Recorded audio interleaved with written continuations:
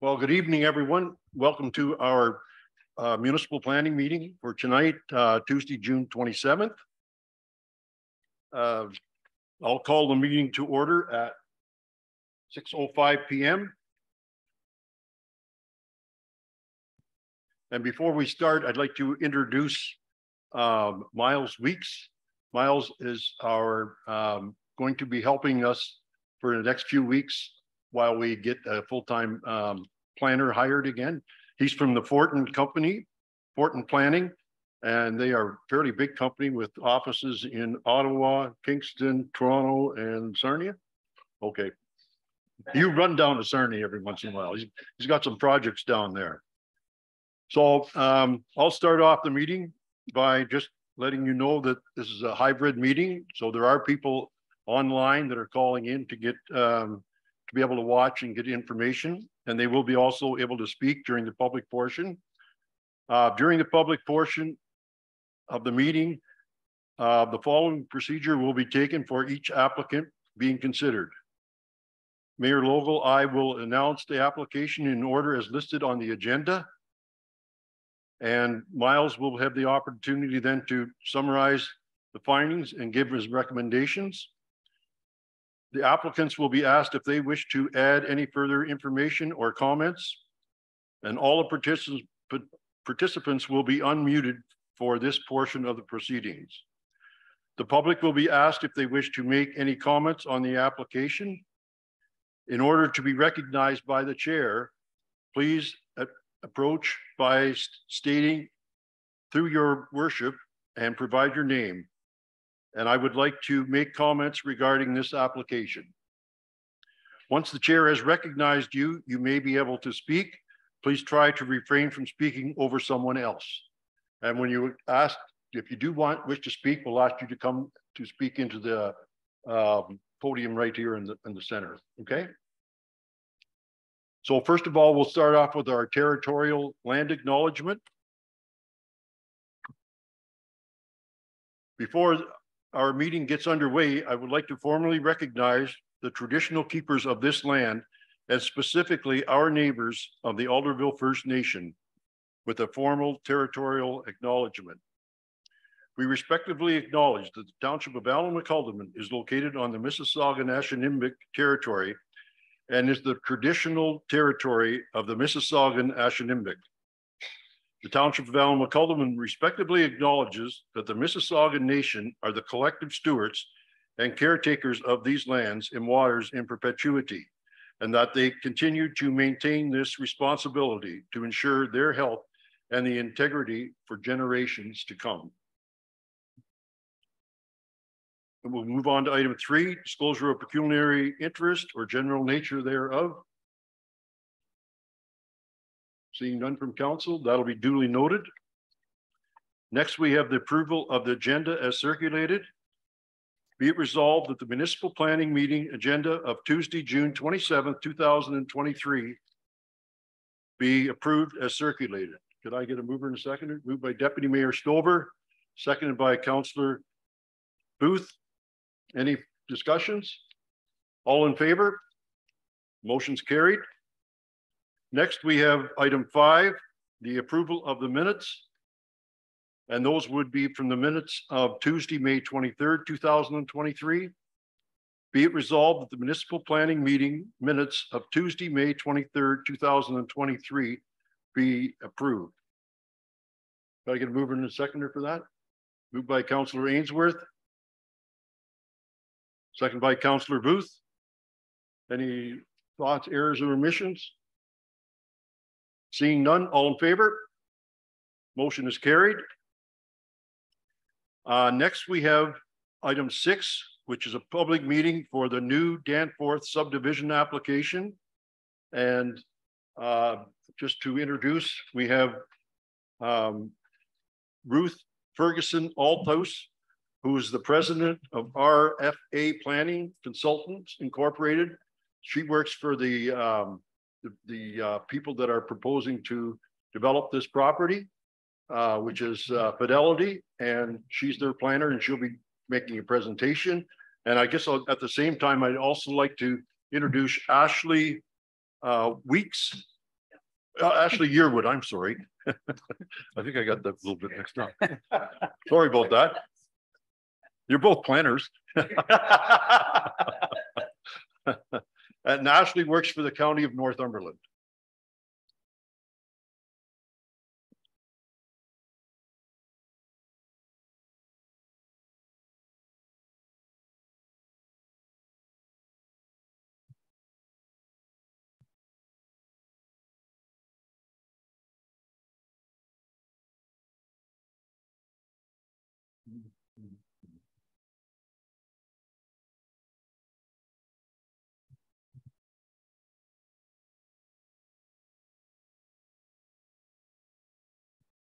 Thank you, Your Worship and members of council. I will provide a very brief presentation and then be available to answer questions from council or any questions that should arise from the members of the public that are here. And this is a information meeting, as I understand it, so that we can share the proposal with the members of the public and council and highlight a lot of the information that has been prepared to support the subdivision. And there have been many, many technical studies, a very large consultant team that's been involved with the submission. Can you move a little bit closer, because some people in the back can't hear. Yeah. Is it on? Is it on? It's on. Okay. Okay, I will try and speak louder and Thank into you, the mic. Thank you. So I'll move on then.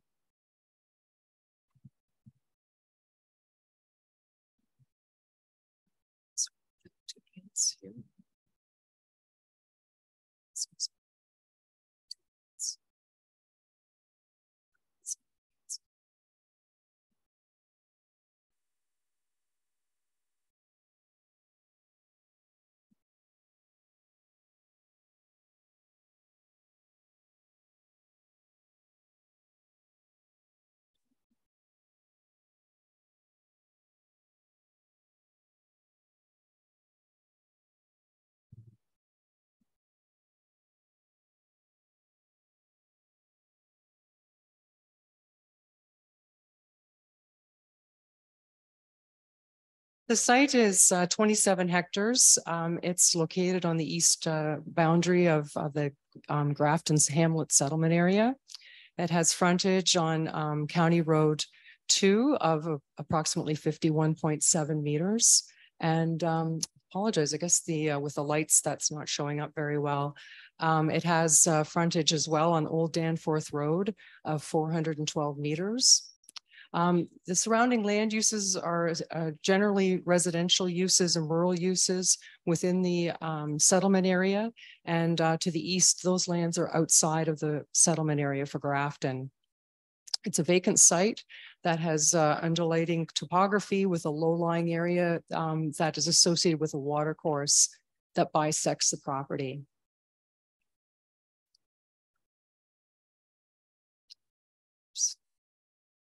The subdivision application has involved pre-consultation with the municipal staff, including Ashley and Jennifer Current, who was your former planner.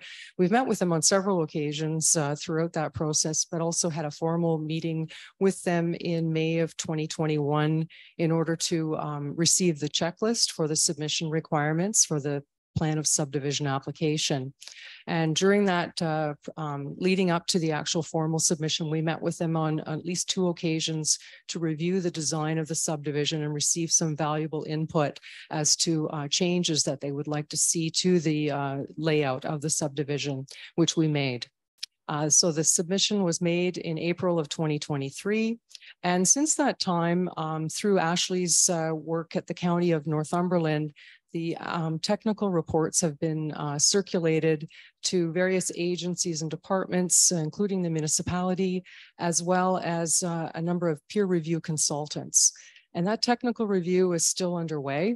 We've received some of the peer review comments back, and the consultant team is reviewing and updating the studies where they are required to do so.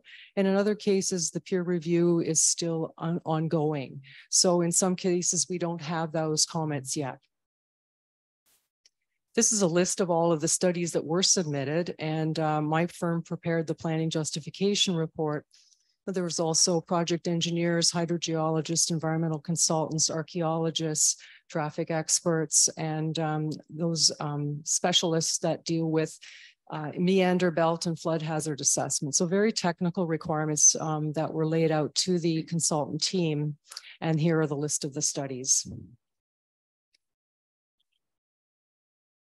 Just to provide an overview of the context of the planning policy for this particular property, it is, as I've mentioned, it's within the settlement area of Grafton, which is to be the focus for growth and development in the municipality. The new Danforth subdivision, as it has been named by my client Fidelity Homes, is located within a designated growth area, and it's adjacent to the built-up area to the north and south. The housing would be serviced by municipal water system and private sewage systems, and the watercourse and wetland is required to be protected to conserve the natural heritage features of the site. The County of Northumberland official plan is also an important policy document. This slide shows in red the positioning of the property within the rural settlement area within the Northumberland County official plan. The proposed development will accommodate a portion of the forecasted residential low density development within the township. And that's one of the responsibilities of the county official plan, is to direct where the growth is to occur across the county. The site will be serviced by partial services and is considered a rounding out of the existing development in Grafton. The new Danforth subdivision conforms to the policies of the County of Northumberland official plan. Turning to the township official plan, again, this slide is an extract from Schedule A land use for the Grafton area, Hamlet area. And as you can see, it is within the Hamlet designation, which is the largest settlement area in the municipality, and is where appropriate growth is to be accommodated. And the subdivision application does conform to the township's official plan policies. This slide provides an image of the proposed subdivision plan. There are 65 single detached lots or units proposed, which is shown in the golden color. There's a sufficient area in each lot for partial municipal services. Again, the piped water and the private sanitary or septic system, according to the hydrogeological assessment that was done by Cambium. The minimum lot size will be minimum of 0.2 hectares, which is roughly half an acre, with 30 meters or 100 feet of lot frontage. And no portion of any of the lots is within any environmental feature or hazard. So each lot has no environmental protection lands on it.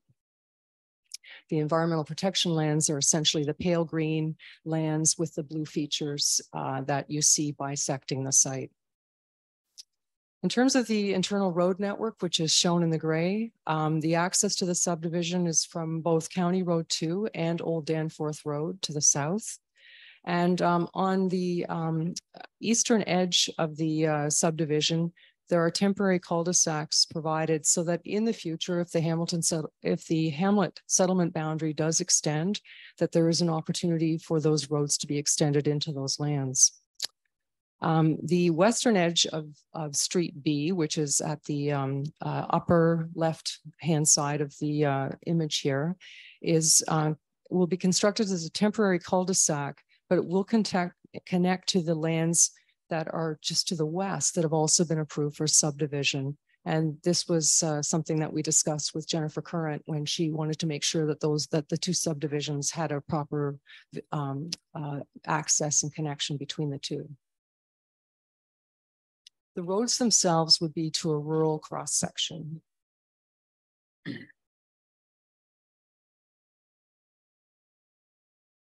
The parkland is shown on the slide in the dark green color, and it is centrally located on an upland site, meaning it doesn't have lands that are within any environmentally protected areas. And it can be fully developed for active parkland. It is also connected, however, to the open space network that bisects the subdivision. And it fronts on two main roads. And in this way, will have be very visible and accessible to all the residents in the area. The park block itself is 1.23 hectares in size, and combined with the open space lands, there are 22% of the overall subdivision, or 6 hectares in total. When combined with the stormwater areas, which are 4%, just over 1/4 of all of the subdivision lands will consist of green space and an open space network. Sorry.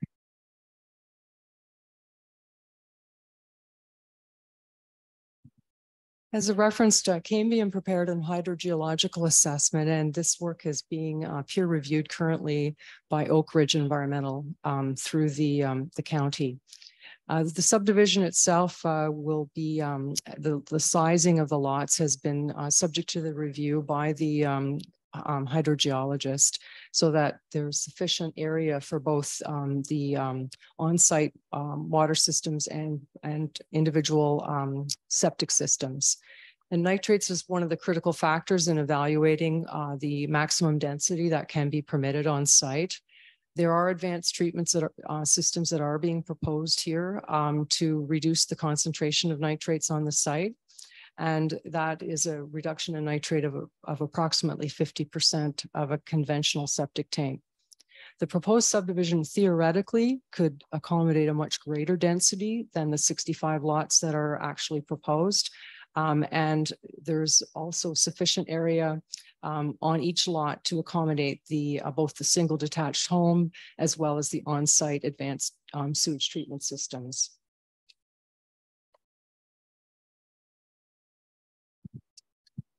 Joule Engineering provided the review of the municipal water supply, and the subdivision would be developed in 2 phases, which are shown here. Essentially, the first phase would be the development and connection to the municipal water system on County Road 2. And that would be all of the development to the park block. And then there would be a second phase that would be constructed and connect to the municipal water system on Old Danforth Road. And there is a peer review comments that have been received by Engage Engineering that were submitted through to the county. And Joule Engineering is currently working through all of the peer review comments with respect to the 2 water zones that exist here, both on Highway 2 and Old Danforth Road, and those connections, and looking as well at the flows outside the system to make sure that it meets all of the criteria that are required for sufficient pressure and flow.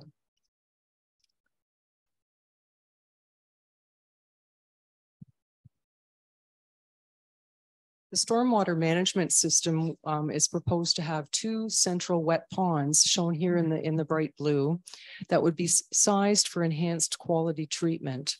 As I mentioned a few slides ago, it would be approximately 4% of the site will be utilized for the stormwater management ponds, and they are just over 1 hectare in size. So the stormwater management facility number 1 will drain to the same outlet as the adjacent subdivision. And both subdivisions, this is the one to the west, both subdivisions will share the same immediate downstream flow path towards Old Danforth Road. And quantity controls are not proposed given the site's location within the drainage area.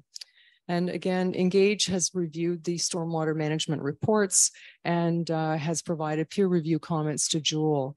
And Joule Engineering is reviewing those comments and will be providing a second submission of their stormwater management report.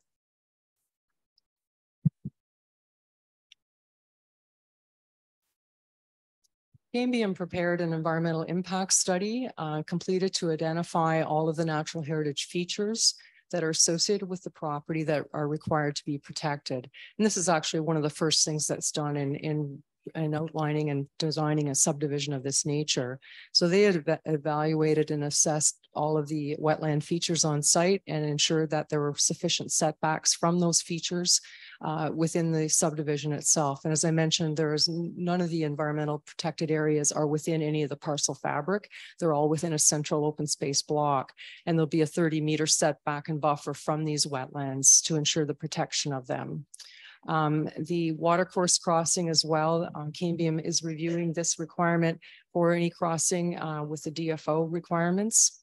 And there's also an erosion and sediment control plan that will be prepared in conjunction with the stormwater plan to prevent any sedimentation into the watercourse and the wetlands. And there are recommendations with respect to a nature trail through the environmental protection areas.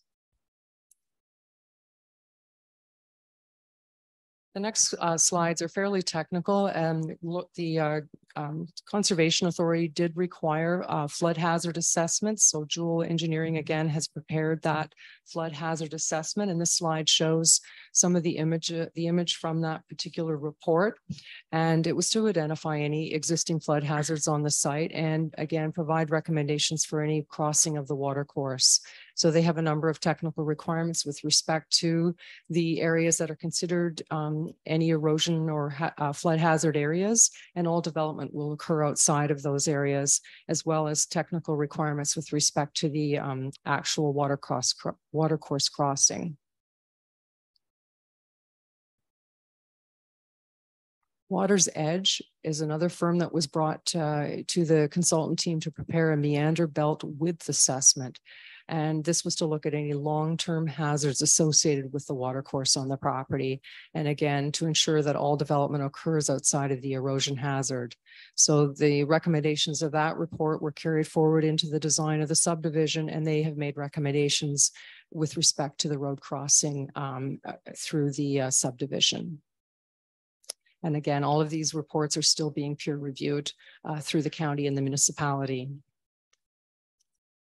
Turning to the traffic impact study, this report was prepared by Jewel Engineering and has been peer reviewed by TranPlan, and they have provided comments which the Jewel Engineering is currently reviewing, and they will be providing an updated traffic study that will respond to all of the comments that TranPlan has made.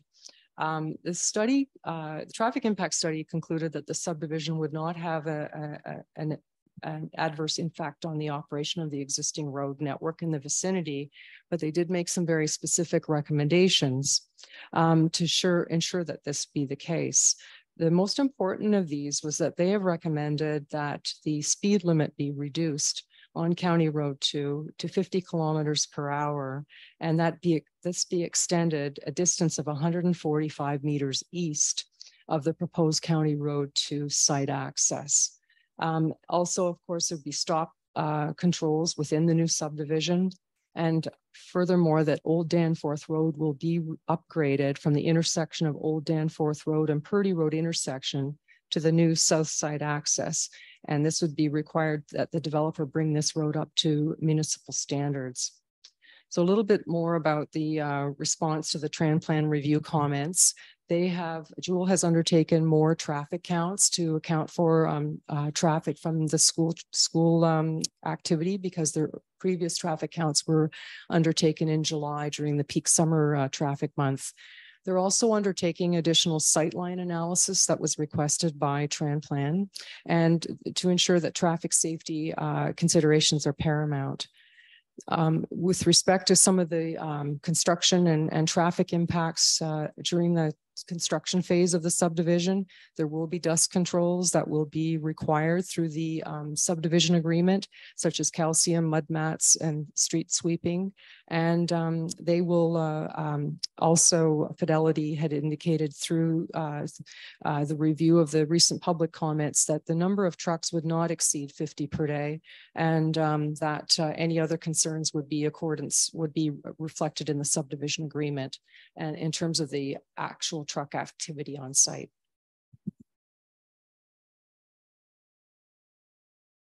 Turning to the archaeological assessments, and there's been 3 reports that have been prepared to address cultural heritage. The archaeological assessments also document the history of First Nations in this area and provide a statement from the Huron-Wendat Nation. The Stage 2 assessment has resulted in the discovery of 2 archaeological sites and 2 find spots. The site one produced artifacts that may represent a commercial building from the 1815 to 1845, and it's been registered as an archaeological site.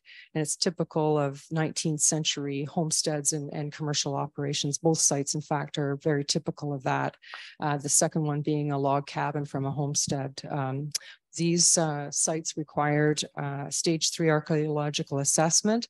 And the slide that shows here were the areas that were actually assessed. The environmental protected areas were not assessed, but the rest of the site, and there's some steep terrain areas in yellow that were also not assessed.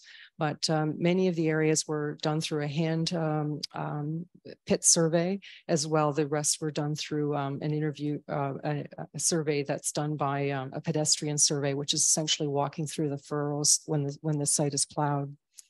The province has entered the reports into the public registry.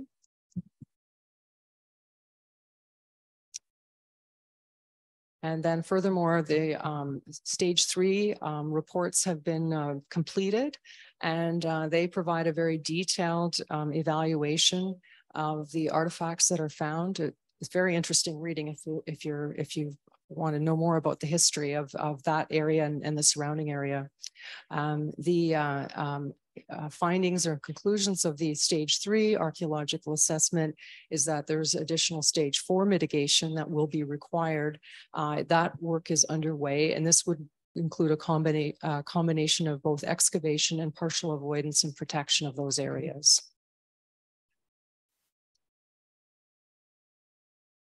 Just turning very briefly to the zoning bylaw for the subject lands. They are currently zoned in a D zone development, and there is no rezoning application that's submitted at this time. This rezoning application would be submitted to the township furthermore and subsequent to a draft approval of the subdivision by the county as a condition of approval. And the lots in the draft plan at that time would then be rezoned to a specific hamlet residential zone. The parkland and stormwater blocks will be zoned to a community facility zone, and the watercourse, wetland, buffer areas would all be in an environmental protection zone. So that includes my presentation with respect to this draft plan application. And I would be happy to take any questions at this time, or perhaps Ashley, you would like to hear from Ashley on the application. Yeah, Ashley, you want to do your presentation, then we'll get all the questions coming at one time. Sorry.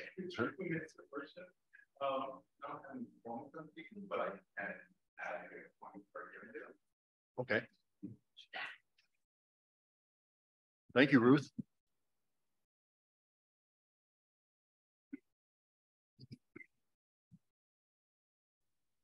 All right, can everyone hear me? Just want to make sure. Thank you very much. And through you, Mr. Worship, the only thing I really would have to add is in terms of comments that we received to date. So we've received a total of, I believe the county has received 2 comments, and I believe the township has received 1 comment. The comments that the county has received on this application so far is just really to, just for additional information purposes, just some residents that were more intrigued as into what is being proposed. And the comments that I went over that the township have received is just more so concerned about just traffic functions, just densities and environmental and things along those lines. So which all these matters will all be addressed through the process. As Ruth has clearly indicated, that there's a lot of materials are being reviewed and being peer reviewed, and there's really no decisions that are being made right now. And yeah, and that's pretty much about it. The only thing I could probably really add, actually, it's not it yet, is that maybe I should just talk upon the county's official plan, which just as Ruth has alluded to, it is in a settlement area, and settlement areas, these are areas that typically is where development is to occur. So so not in our rural areas or not in prime agricultural areas. So if we're looking at developing wherever we have a hamlet, which Grafton is considered a hamlet, and this is within the hamlet boundaries, development will occur, but they'll be determined at a density appropriate really with the township. And we do have some density, so I'm not going to get into those details. And that's it for now. Thank you, Ashley. Does council have any questions? Go ahead, Deputy Mayor. This is a little bit different than the problem that we got. Was it in May? The last time that we got, it seemed to be like it did mention a little bit more on traffic. Is traffic study still ongoing at this point? Through you, Mr. Worship. Yes, it is, Ms. Deputy Mayor. One of the things I remember was mentioned today, and I kind of thought about it because it's going to be a heavily traveled area, a lot of houses involved, and they did mention in 2029 the possibility of putting in a left turn lane. And when I'm looking at the proposal, I don't know if I would support that because I think we would turn it into more runway in another place if it slowed the traffic down. And that's what planners. There's somebody living in the neighborhood, and I'm just wondering what your thoughts are on slowing traffic in and out of there because of this very unique site and the traffic, there's a lot of traffic now.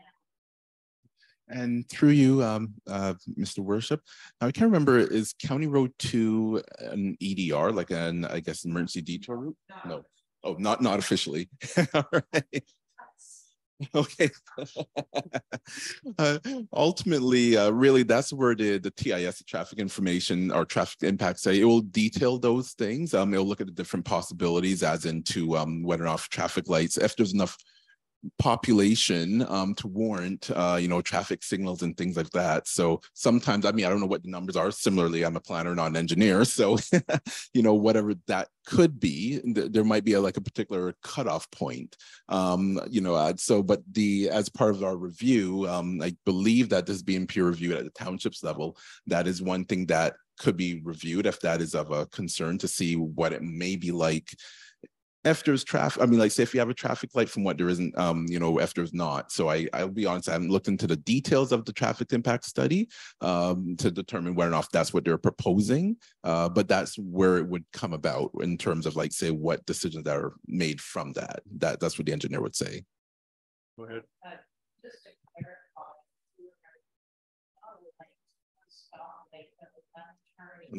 Oh, no. and so again, I'm not like engineer, but I'm thinking if there's any way to slow the traffic down, if they have to wait their turn rather than looking all around, that one lane in, one lane out with certain. But again, they weren't expecting to put in a left turn until 2029. So I mean, that's just one way I think slowing down the traffic. And through you, Mr. Worship, that'll be eliminating the left turn lane. Yes, to slow traffic down. That is a form of traffic calming. Once again, not an engineer, but I mean, that is one thing, but ultimately it does also look into safety as well too. So depending on how many more units, and then as a result, let's say if each unit there's 2 cars, husband and wife or partner and partner, that, like, the results from those findings will help us determine whether or not, like, say, if this is enough warranted for a left-hand turning lane. I'm assuming it'll be traveling westbound on County Road 2 to get into the site, or if not. So I guess we have to stay tuned. Anybody else have a question or comment? Mayor Catherine? Through you, Mayor Logo. I actually have 3, if I could. Go ahead. Okay. The first is about safe walking and biking. Is there a sidewalk plan or biking lane, or even those, when they have that wider edge that can be a multi-purpose lane there? Has that been considered by either? I don't even know who's supposed to consider that, but either of you. Yeah. Oh yeah, we can share. Give us That's a really good question. And we would rely on what the township requirements are. It is a rural cross section, so we can work something into a rural cross section that, facilitates certainly pedestrian movement. Then we would work that into the design of the road. So we would rely on the municipal comments that come back. I think your engineer is engaged, and then he would work with our engineer at Jewel, and she would then show the cross section for that and accommodate it. With respect to biking, I don't know that there would be, again, most of those bike lanes are on more major roads, so I'm not familiar with what your policy is for bike lanes on local streets.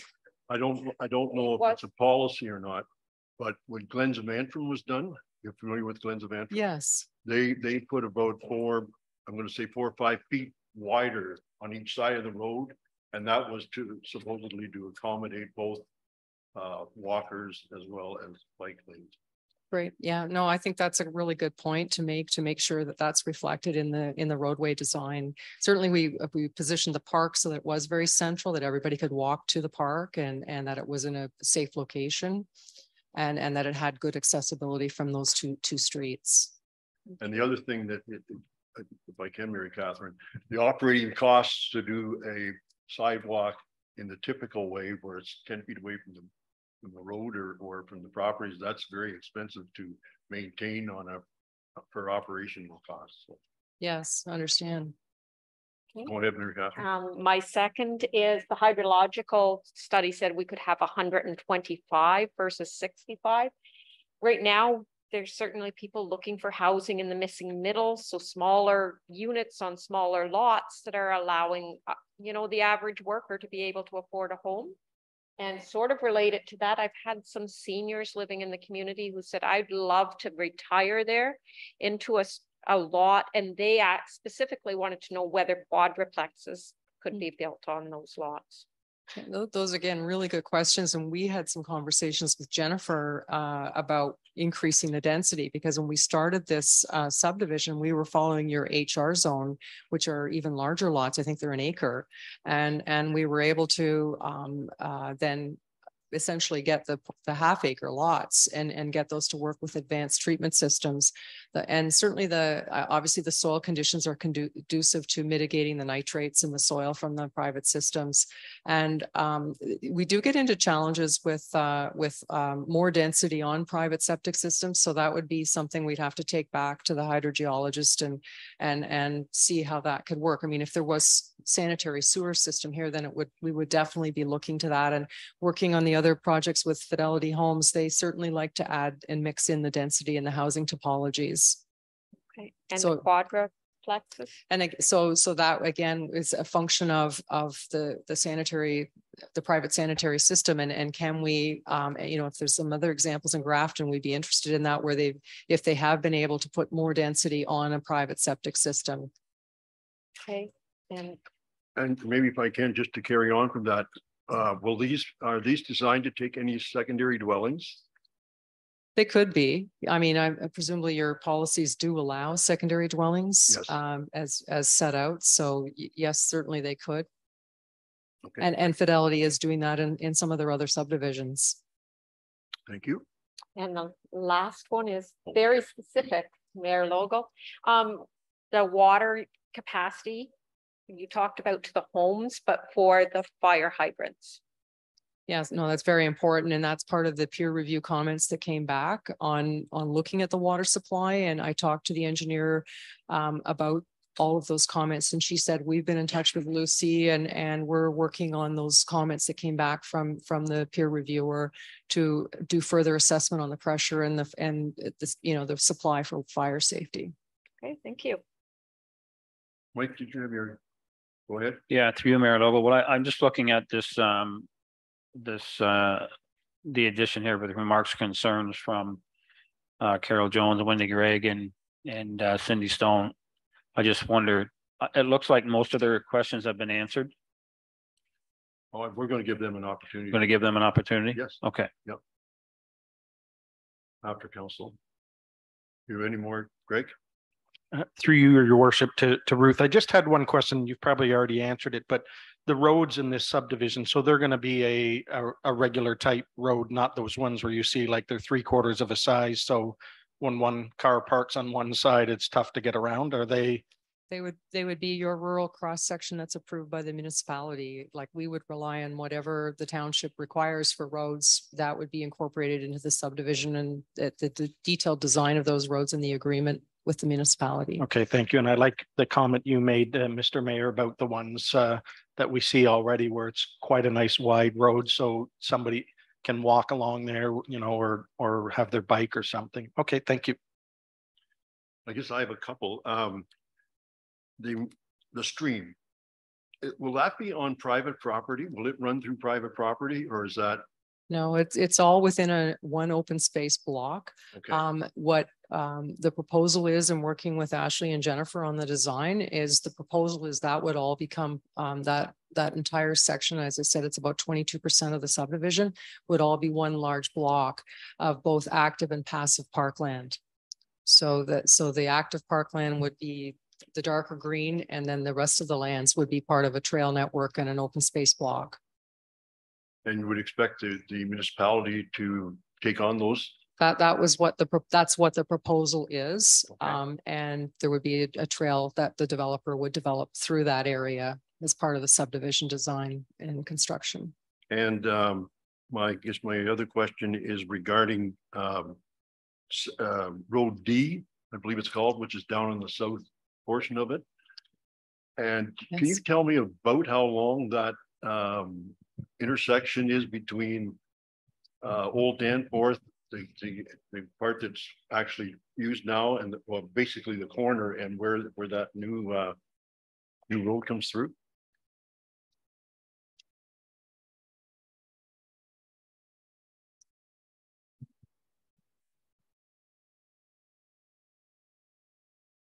Well, there's 170 meters from street D to on the property itself. And then the intersection is there's a T there, right? Yeah. So it's approximately 100 it's 170 meters total, but it might be 140 meters. Of road that's required? Yeah, Okay. there's a lot, the actual intersection has quite a lot of real estate, if you will. It's the way it's drawn on the plan. Okay, and I guess my other question would be, and I think I've already answered in my head, but is there a turnabout there for the plows to do that, or can they I guess they'll just continue on the road? I'm not sure. I would assume they can just move through and around. Yeah, Yeah. or maybe they should put a turnaround there at the end of Old Danforth so the plows can come around. Just something to think about, perhaps. Yeah, through you, Mr. Worship, ultimately that would be also some of the other design standards as well too, from the township. Okay. And also like we'll be interested in terms of waste management as well too, so to get large vehicles in there. So the roads would have to be designed to those standards. Okay. Yeah. Yes, and just further to Ashley's point, as I mentioned, all of that's going to be upgraded to municipal standards. So then we would put in the requirements for the turnaround for the snow plows and the garbage trucks. Good, thank you. Go ahead, Deputy Mayor. Here, just looking at the and not sure if it's a lot, 4 or 3, it's going to include one. The considerable amount of the wetland in their backyard. Just wondering how that is going to be incorporated to sewage as well as, I mean, obviously it's not water, but some of those people have significant wet areas in the back. Yeah, that's a good question. And I have the draft plan. I brought the large drawing with me so that in case questions like that came up and I had to read measurements and dimensions. The lots are about 101 meters deep. So they're very, very deep compared to the other lots in the subdivision. That area that shows up on the draft plan in lots 51, 52, 53, and a tiny bit of 54 is actually the buffer from the wetland that's to the north. Now that's according to Cambium, because we've asked that question a few times to me, is there any wetland actually on the subdivision? And they've said essentially it's on the lands to the north, but there is this 30-meter setback that's required to be protected. So in the zoning, we would protect those areas to prevent them from being, example, cut. There would be some sort of demarcation of those buffer areas that would be implemented for those lots. They would have this special zoning. So the actual area of the lots that is outside of that buffer area is in excess of 0.2 hectares. They are 0.23 hectares. The lots themselves are much larger. They're 0.3 hectares. So they do have enough area. We have considered that buffer area as not being part of the lot area.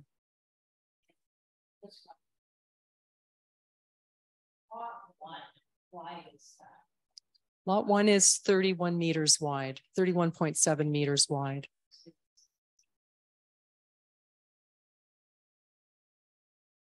Okay, I believe Carol Jones, Wendy Gregg, and Cindy Stone are here.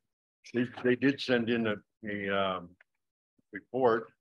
Would you, I don't know if they've been addressed, or would you like to read off your report? Sure. Just you'll have to introduce yourself, and hopefully we'll be able to answer your questions, or I won't be able to, but the experts I'm sure will be able to. Hi, can everyone hear me? Okay. I'm Cindy Stone, and I'm here on behalf of Carol Jones, Wendy Gregg, and myself.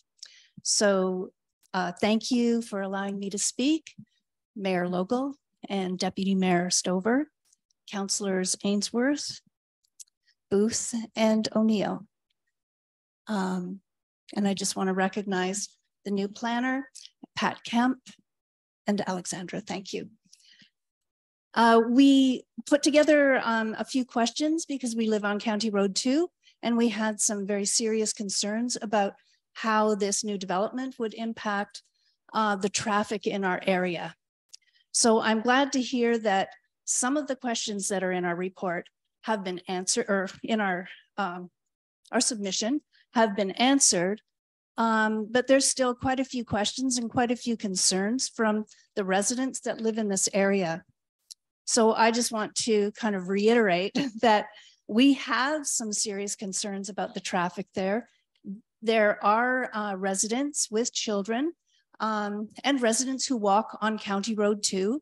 And it may have at one time been called Highway 2, but it's more accurately called now County Road 2 because it is a county road, 2-lane, road with a lot of rural character.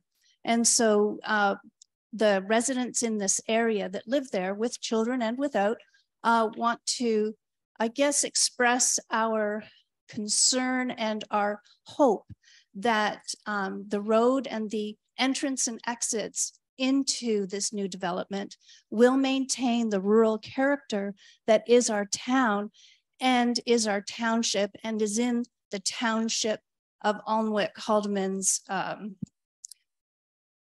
mandate, I guess.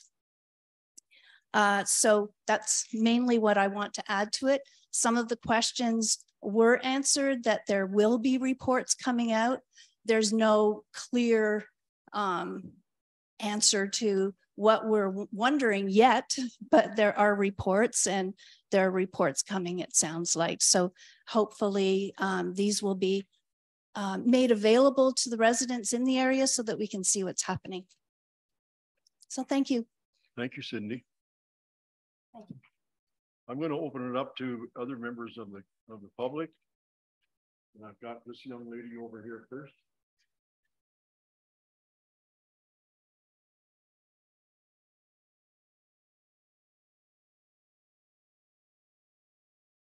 Your Worship, members of council, members of staff, I'm a brand spanking new resident of Grafton. I've lived here exactly 2 months.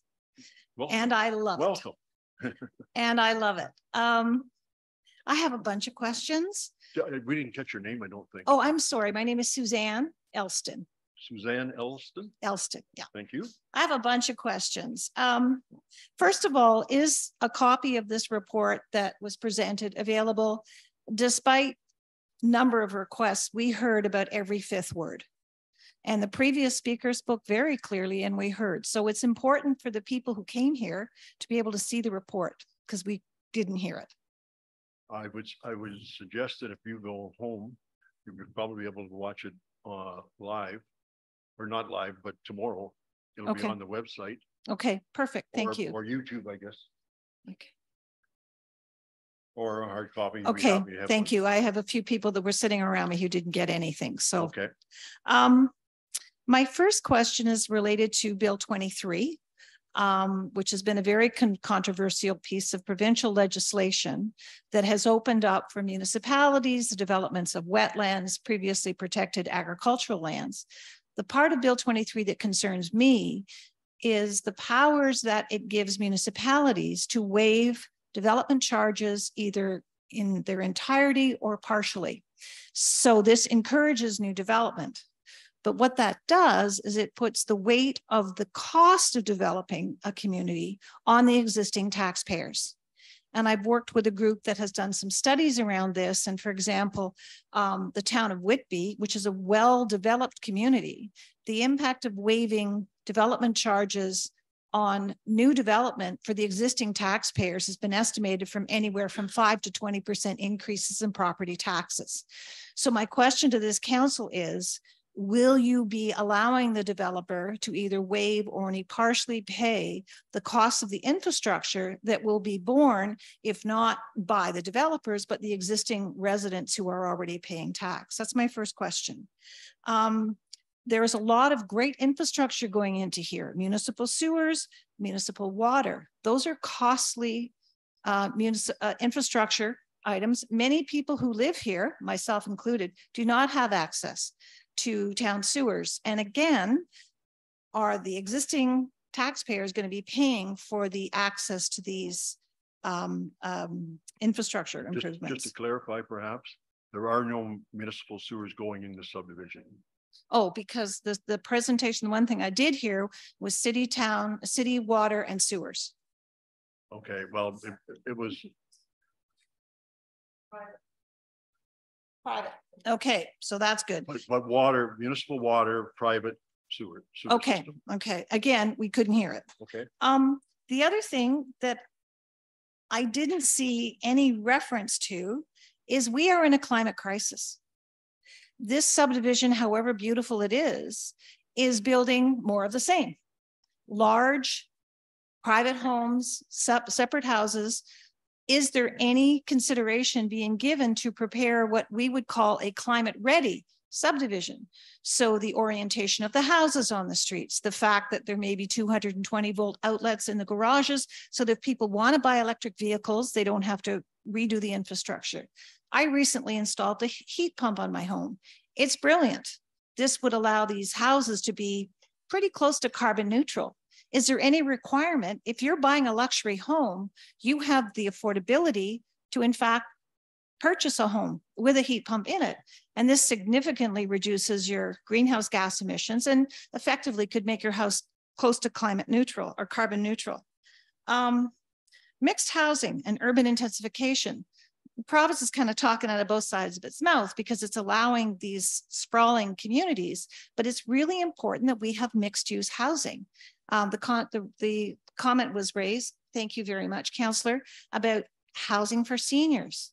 In the community that I just came from, it's all single family dwellings. Seniors are having to move out of the community and away from their families because they can't get apartments or shared housing or duplexes or any of those things. So this subdivision is beautiful, it's luxury homes, and it doesn't have accommodation for more than people who want single family, large dwellings, et cetera, et cetera, et cetera.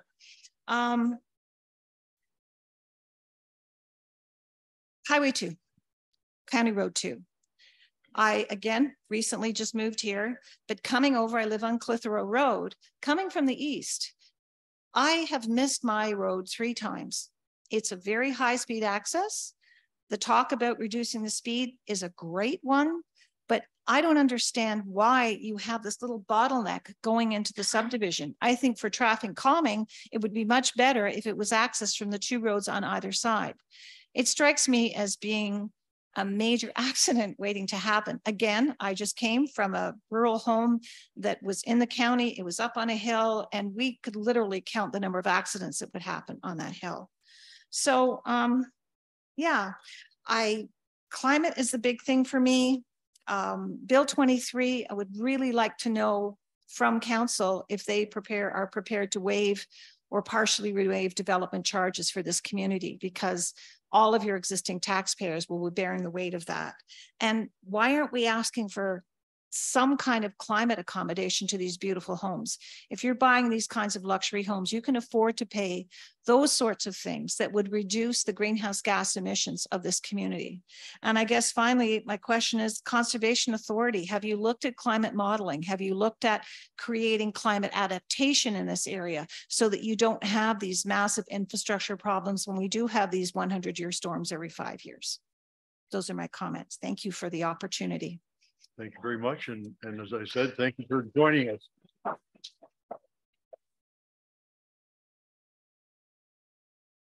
It's only behind you, Ashley.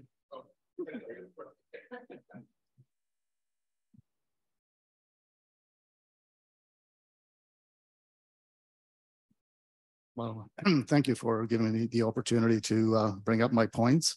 My name is Carmelo Amenta, and let me first say that I support the development. I think it's a great opportunity for Grafton. I welcome new residents to the town. I think it's a great town. I've been here about 2 years. We enjoy it very much. And I look forward to the extra business opportunities that the residents are going to bring, and the broader tax base that I very much look forward to. So having said that, I have two small concerns that I would like to raise. I submitted these questions in writing, so I hope that they will be recorded somewhere. So the first has to do with traffic. So I know this has been discussed quite a bit, but it's just one extra point that I would like to make. So I understand that the speed limit is going to be extended on the east side of Grafton. Maybe 150 meters is what I understand from that new intersection. My request is that extension be further extended to the intersection of County Road 2 at Benlock Road. And the reason for that is because I live on Benlock Road. And when you're on Benlock Road, trying to make a left or right turn or even go straight, as you're sitting there at the intersection, and the visibility is very much limited on the left side. And that is coupled with people picking up speed from the top of the hill. By the time they get to the bottom of the hill, they're doing 100 kilometers an hour. And there's just very little time to react when you try to make a turn. Now, that's further, the visibility is further limited by growth of the vegetation and the snowbanks in the winter. So this has become an issue, and we already had a fatality there last year. So this is something that I would like to request be included in the study, because I think it's an accident waiting to happen. How far? I'm not just 145 meters certainly wouldn't cover to Benlock. No. 300 meters covered to Benlock? I'd have to guess it would be more like 500 meters to reach, yeah, maybe half a kilometer to reach Benlock. Yeah. So my other concern is to do with the impact of the train noise on the new Danforth development. So there are approximately 50 to 70 trains per day traveling along the rail lines, which are less than 1 kilometer to the south of the new Danforth development. The train runs 24/7, with each train blowing its horn 4 times on either side of the station road crossing. As a resident of Grafton, my main concern is to do with the increase to our property taxes once the new residents request that the noise be mitigated at the town's cost. We've all heard the saying, buyer beware. However, fact of the matter is that people will buy in the new development, and once they realize they can't get a good night's sleep, they will demand the town mitigate the issue. by either requesting to stop the horns, install barriers, etc. By the time this issue comes up, the developer will be gone, and all the residents in Alnwick Alderman, even those residents who don't even hear those horns, will be impacted through their property taxes. My request is that the town engages the developer to mitigate the train horn issue now during the approval process. In retrospect, this is a good move for the developer, as they will find it difficult to sell homes once this issue comes to light. Thank you very much. Thank you.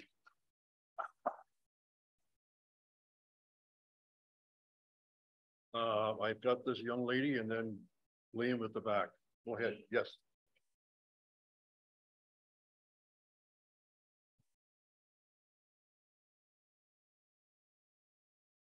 Thank you, Mayor Logo and councillors. I am Wilma Van Barneveld. I have been a member of the Grafton community for over 30 years. We have a house just up on Highway 2. And I have a few questions, most of which we're neighbors to the, with Wendy and Cindy and, you know.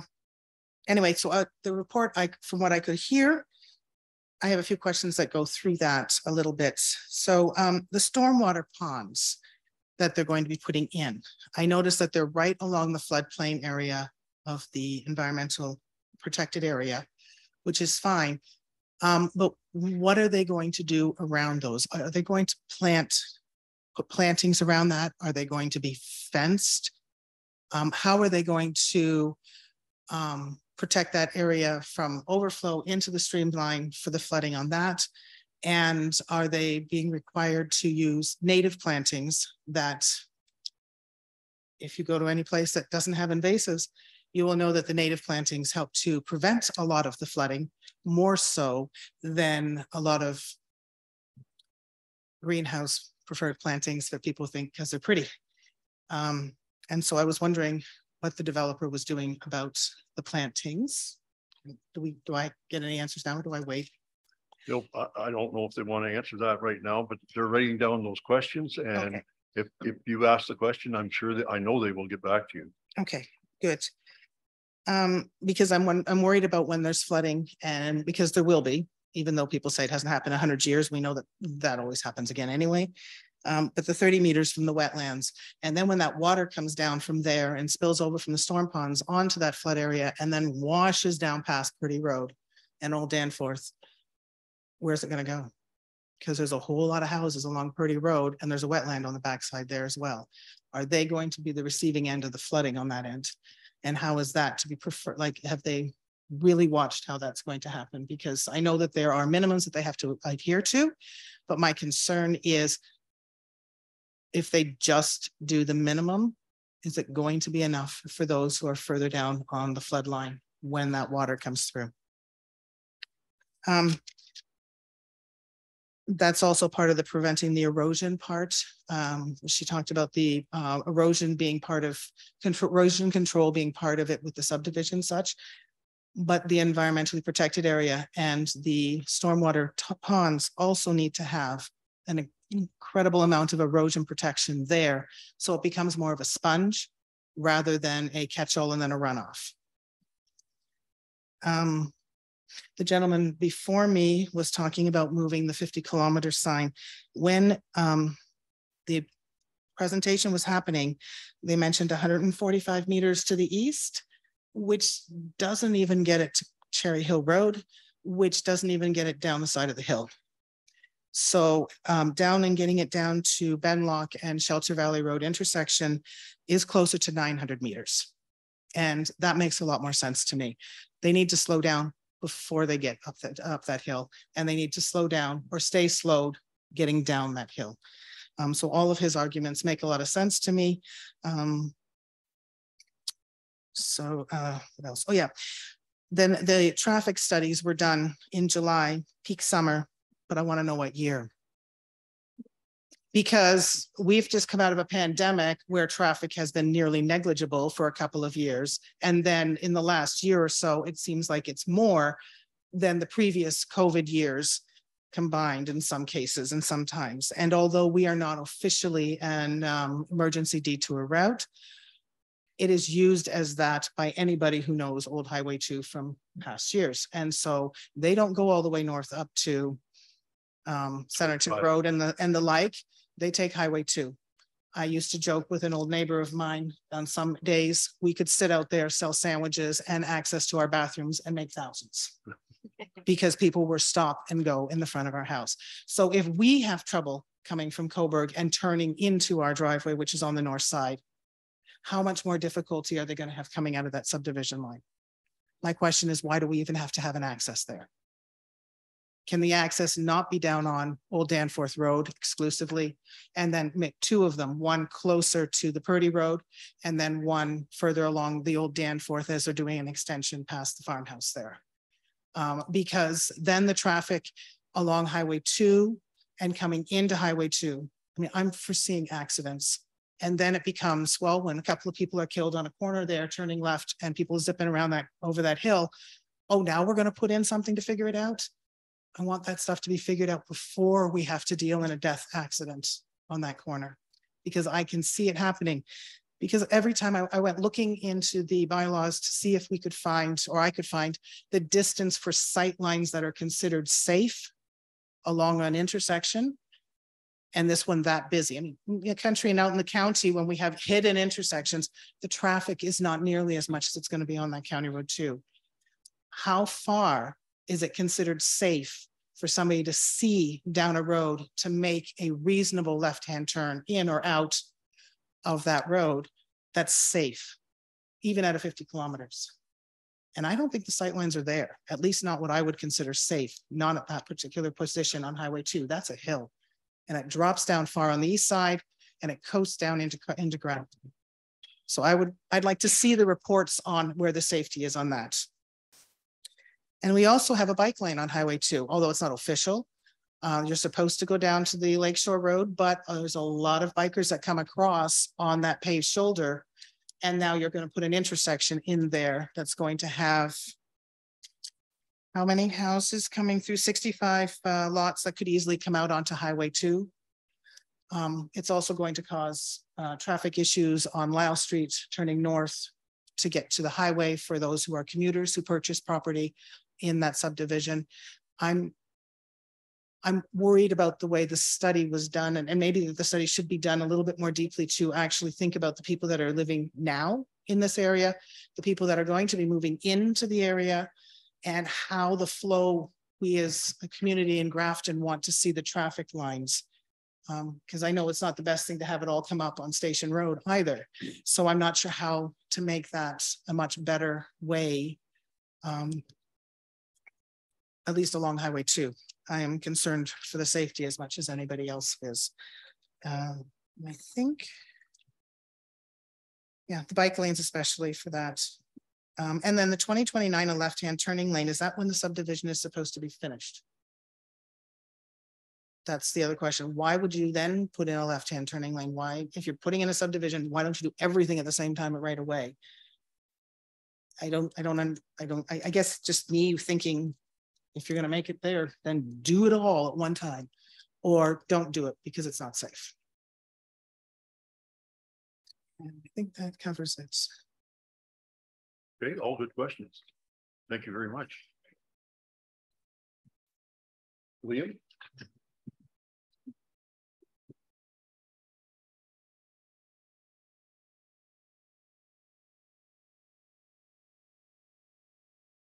Maybe people don't recognize you in your unofficial street clothes. Street clothes. This is the town crier, in case anybody's wondering.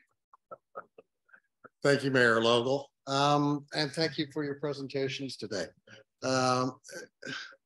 With regard to traffic along County Road 2, wouldn't it be easier to set boundaries as opposed to measuring off distances? So take it past Shelter Valley Road to the east, and also consider going to Barnum House Road to the west. We've seen a lot of traffic on County Road 2, especially when there's an incident on the 401. So traffic calming could be something that could be considered if you're doing slower speed limits, maybe roundabouts. Love roundabouts. So they have the effect of slowing the traffic down.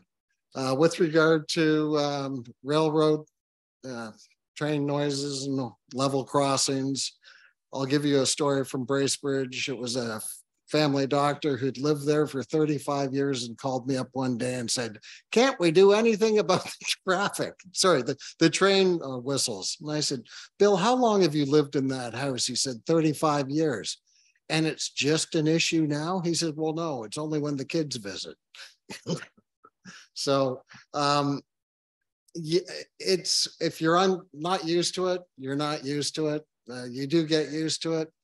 However, I love some of the solutions I've seen in neighboring communities where there are no train whistles on level crossings. And it would be a wonderful thing to have here as we're becoming more metropolitan. And final comment would be, have we got a water modeling report done yet to see if the proposed new development will can be handled by our existing water system and layout? That's the only question. I don't have the answer to that.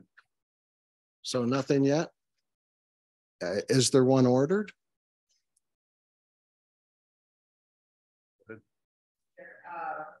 We have to get council approval of how we're going to see water modeling and how it's going to be cost of it. So okay. Thank you. Excellent. Thank you, Liam. Yes. Okay. Who's that? Andrew, I believe you're online. Would you have a question? I've got I got a couple of things, Your Worship, if you don't mind, and thank you very much for hearing me. I am actually the home that would be bordering lot 1 of the subdivision. I have young children. My children are in a bus route. The bus route is at the end of my driveway, which would be predominantly where the entranceway or very close to the entranceway of the subdivision would be. My biggest concern is going to be traffic. Not just traffic for the subdivision, but also during the development construction traffic. There are some houses in the area, obviously, that will be impacted along County Road 2. And although it's not a designated EDR route, anybody that knows the area, and I thank you for pointing this out, Wilma, for us, anybody that knows the area knows that it is definitely an unmarked EDR route for the 401. I have quite a time trying to get out of my driveway currently, because about 50 or 60 meters west of my driveway is where the speed limit goes from 50 to 80. So even just pulling out of my driveway along that hill there is treacherous. It's reasonable in the summer months. The winter months, when there's blowing snow or snow banks, it's dangerous. And I've got young children who also have a bus route there. And when it comes to the safety of the community, especially in and around, a subdivision where you've got potentially 65 homes, 2 vehicles per home, that type of thing, we're talking about increasing a huge amount of local traffic in that area. My home does have some landscaping done, as does some of the other houses in the area. Part of my concern would be not just construction vehicle traffic, but I've lived through 2 new build subdivisions in the last 10 years, both of them fairly substantial new build subdivisions, and the amount of ground vibration and noise that causes incidental damage to property, infrastructure, foundations, and landscaping is a huge concern for me, and I think it should be for any of the adjacent properties surrounding the subdivisions. And if there absolutely has to be an entrance there, my questions would be around how long before the first development or the first half of the development is completed before the second half starts, because my assumption is only going to be that the County Road 2 entrance to the subdivision will be the main construction entrance. So essentially, how long are we living through this before a second entrance to the subdivision is even considered?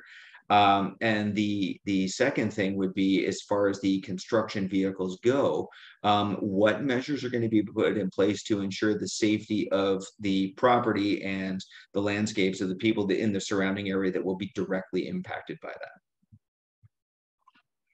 Thank you. Anybody? Yes, ma'am.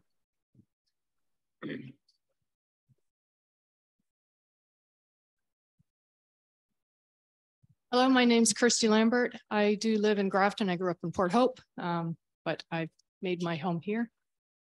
I actually live just down the street from Andrews, so I completely corroborate on everything about the traffic, the concern about the vibration and everything. I also have the advantage of seeing over the valley, and I'm wondering what percentage of those trees are going to get cut down. I've spent thousands of dollars putting trees on my property, and it breaks my heart when I think about how many trees are going to get cut down for this. So I'm hoping that that is a consideration.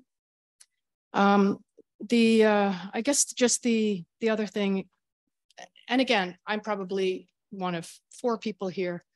I do love that view, and I don't know if there's any limitations on the height of a fence that will go up at the top, because I've got 2 lots that will be going up against the back of our house. And we actually did buy that house for the view. So I just wondered if there was any consideration for that. I'm not really looking for special treatment, but just maybe just considering that it's a beautiful valley. And I do hope that as much of the nature can be preserved. I think we all know that trees help with the structure of the earth, particularly around the water areas. But again, I mean, we're all witnessing what's happening with global warming. And I think we all have to be pretty mindful about, you know, yeah, there's lots of trees, but there's only so many of them. So that would be my main concern. I don't think I can say more than what everyone else here has said. That's it. Thank you very much. Yes, ma'am. One thing, everybody's bringing up thank you, everybody, is bringing up the traffic. Wendy Gregg.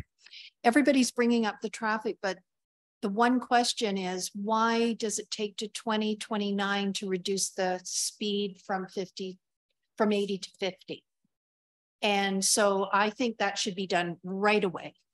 It's a problem now. There's been many accidents out in front of Deputy Mayor Stover's house and Carol Jones's house, just from the 401 and our Highway 2 becoming the unofficial EDR. So there's already been several. There was a big fire a couple of years ago. And I just don't understand why it's going to take 5 years to reduce the speed limit when it's already a problem. So that's my number one, is getting that speed limit reduced immediately, not just for what's going to happen across the street, which is going to be horrible, but for a need now. Okay. Thank you. Thank you very much.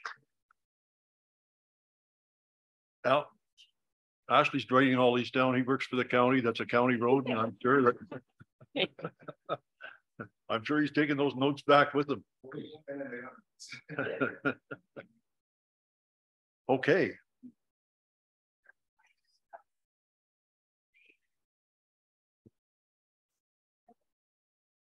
There's one back there. Go ahead. I think Sarah McNair bringing the second ground vibrations, and what that is going to do to everyone's houses in the area. That's a big issue. I mean, we all have houses in that area, and where do we go from there? So I guess I would get back to the fidelity developer. And what they would have in place if the neighboring homes are going to be affected through this bill. That's going to be huge. Thank you. Ma'am, Ms. Warner.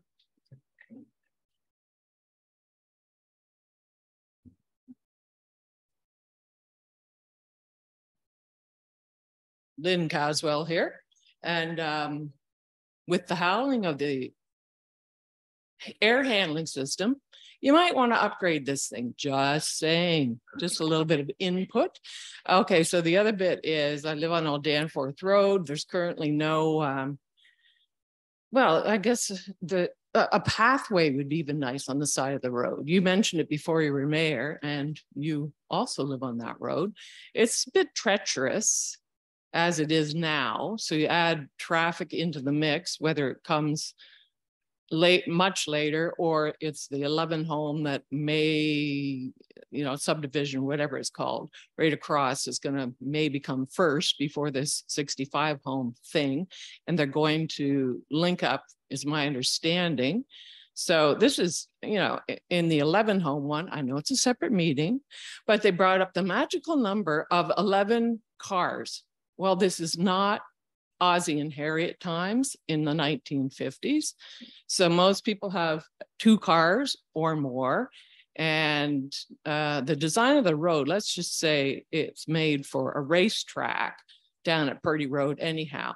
So, the traffic is not calm, to say the least. So if there's inside this new subdivision or development, plans for safe walking, is it going to be safe walking areas on Highway 2, County Road 2, pardon me, and Old Danforth Road? And I think that's the main thing. And also the water issue.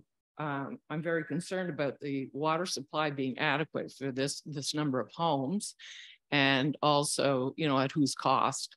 So I remember hearing that it's going to be current taxpayers funding the, where do we go from here with finding out about adequate water supplies? So those are my big concerns. Thank you. Thank you, Lynn.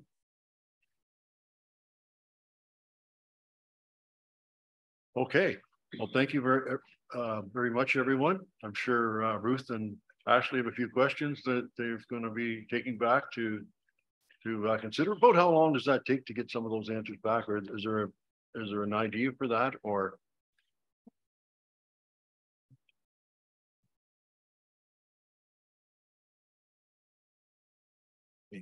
Thank you very much, Your Worship. It varies. Like say, especially under the current regime, we want to make sure that we can at least address as many of these answers, if not all of them, not even many, but we try to address them, as soon as we can in the process, especially with like the new changes with the new whole Bill 23 and things of that nature. So these things would probably take maybe a few weeks, at least a few months, because a lot of the issues that are along County Road 2, like say a lot of the concerns that involve County Road 2, as we mentioned, it's a county road. So that will be through our public works or infrastructure section. So that's where we'll have to send that over, send these comments, or I'll be sending these comments over to Denise Marshall, who's who's the director there. And it will take some time. And then in addition to some of the TIS, I believe it was more focused internally, like with the subdivision, with maybe a little bit that touched upon County Road 2.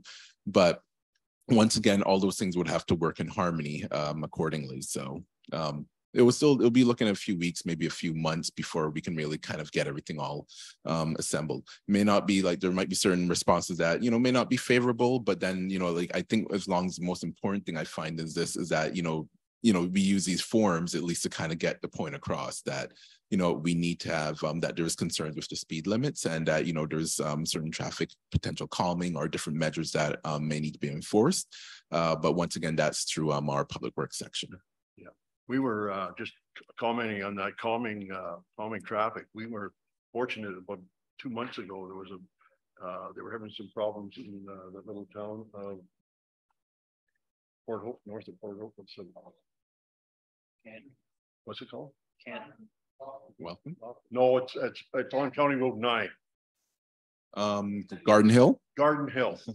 Yeah, there was a gentleman there from Port Hope, or actually it was a counselor from Port Hope. He put on a presentation at the county, and then he came and made a presentation to us here about traffic calming and that type stuff. And there are, I believe most of his ideas were coming from Europe. But there were some really good thoughts on how you can get people to slow down without putting stop signs and those different type things. Just not really that complicated stuff, but it's just ways to encourage calming and that type of stuff. Okay.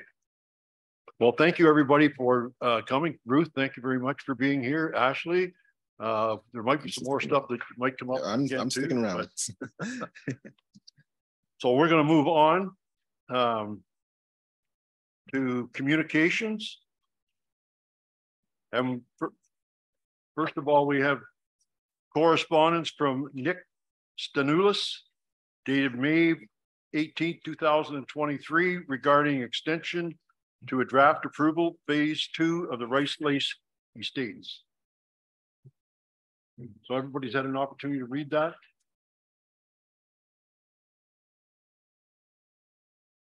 Be it resolved that the correspondence from Nick Stanulis dated May 18th, 2023 regarding extension to draft approval phase 2 Rice Lake Estates be received, and further that council is given direction. I'm going to ask for a mover in a second, and then we can start the debate. Moved by Deputy Mayor Stover, seconded by Councillor Ainsworth. Any comments or on this?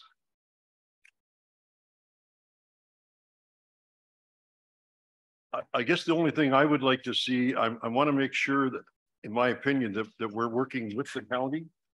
So the county's been actually asked a question, we've been asked a comment. I just don't want to, for us to make a comment and then come back with a different comment.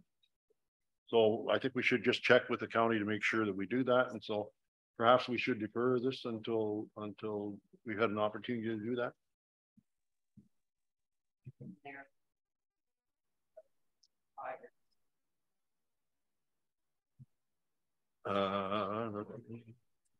Mayor, I'm here on a Zoom.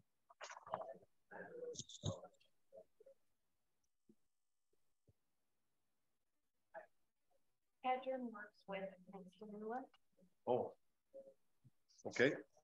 Yeah. Okay, Pedram. Yeah, if you could help us a little bit on that. Yeah, my name is Pedro Paroni. I'm civil engineer and I'm site supervisor. I'm working for Nextenolis. Yes, we are working with the township, with the county. I have something to give you some idea. All of the subject land were draft plan approved many years ago for estate housing. The plan of subdivision was registered for the first phase, and those lots have now been sold. At our request, the remaining lots were to be part of phase 2 to allow time for marketing. Given the passage of time, we have now updated the hydrogeological report and the delineation of the wetland to reflect a current condition as requested by Jennifer.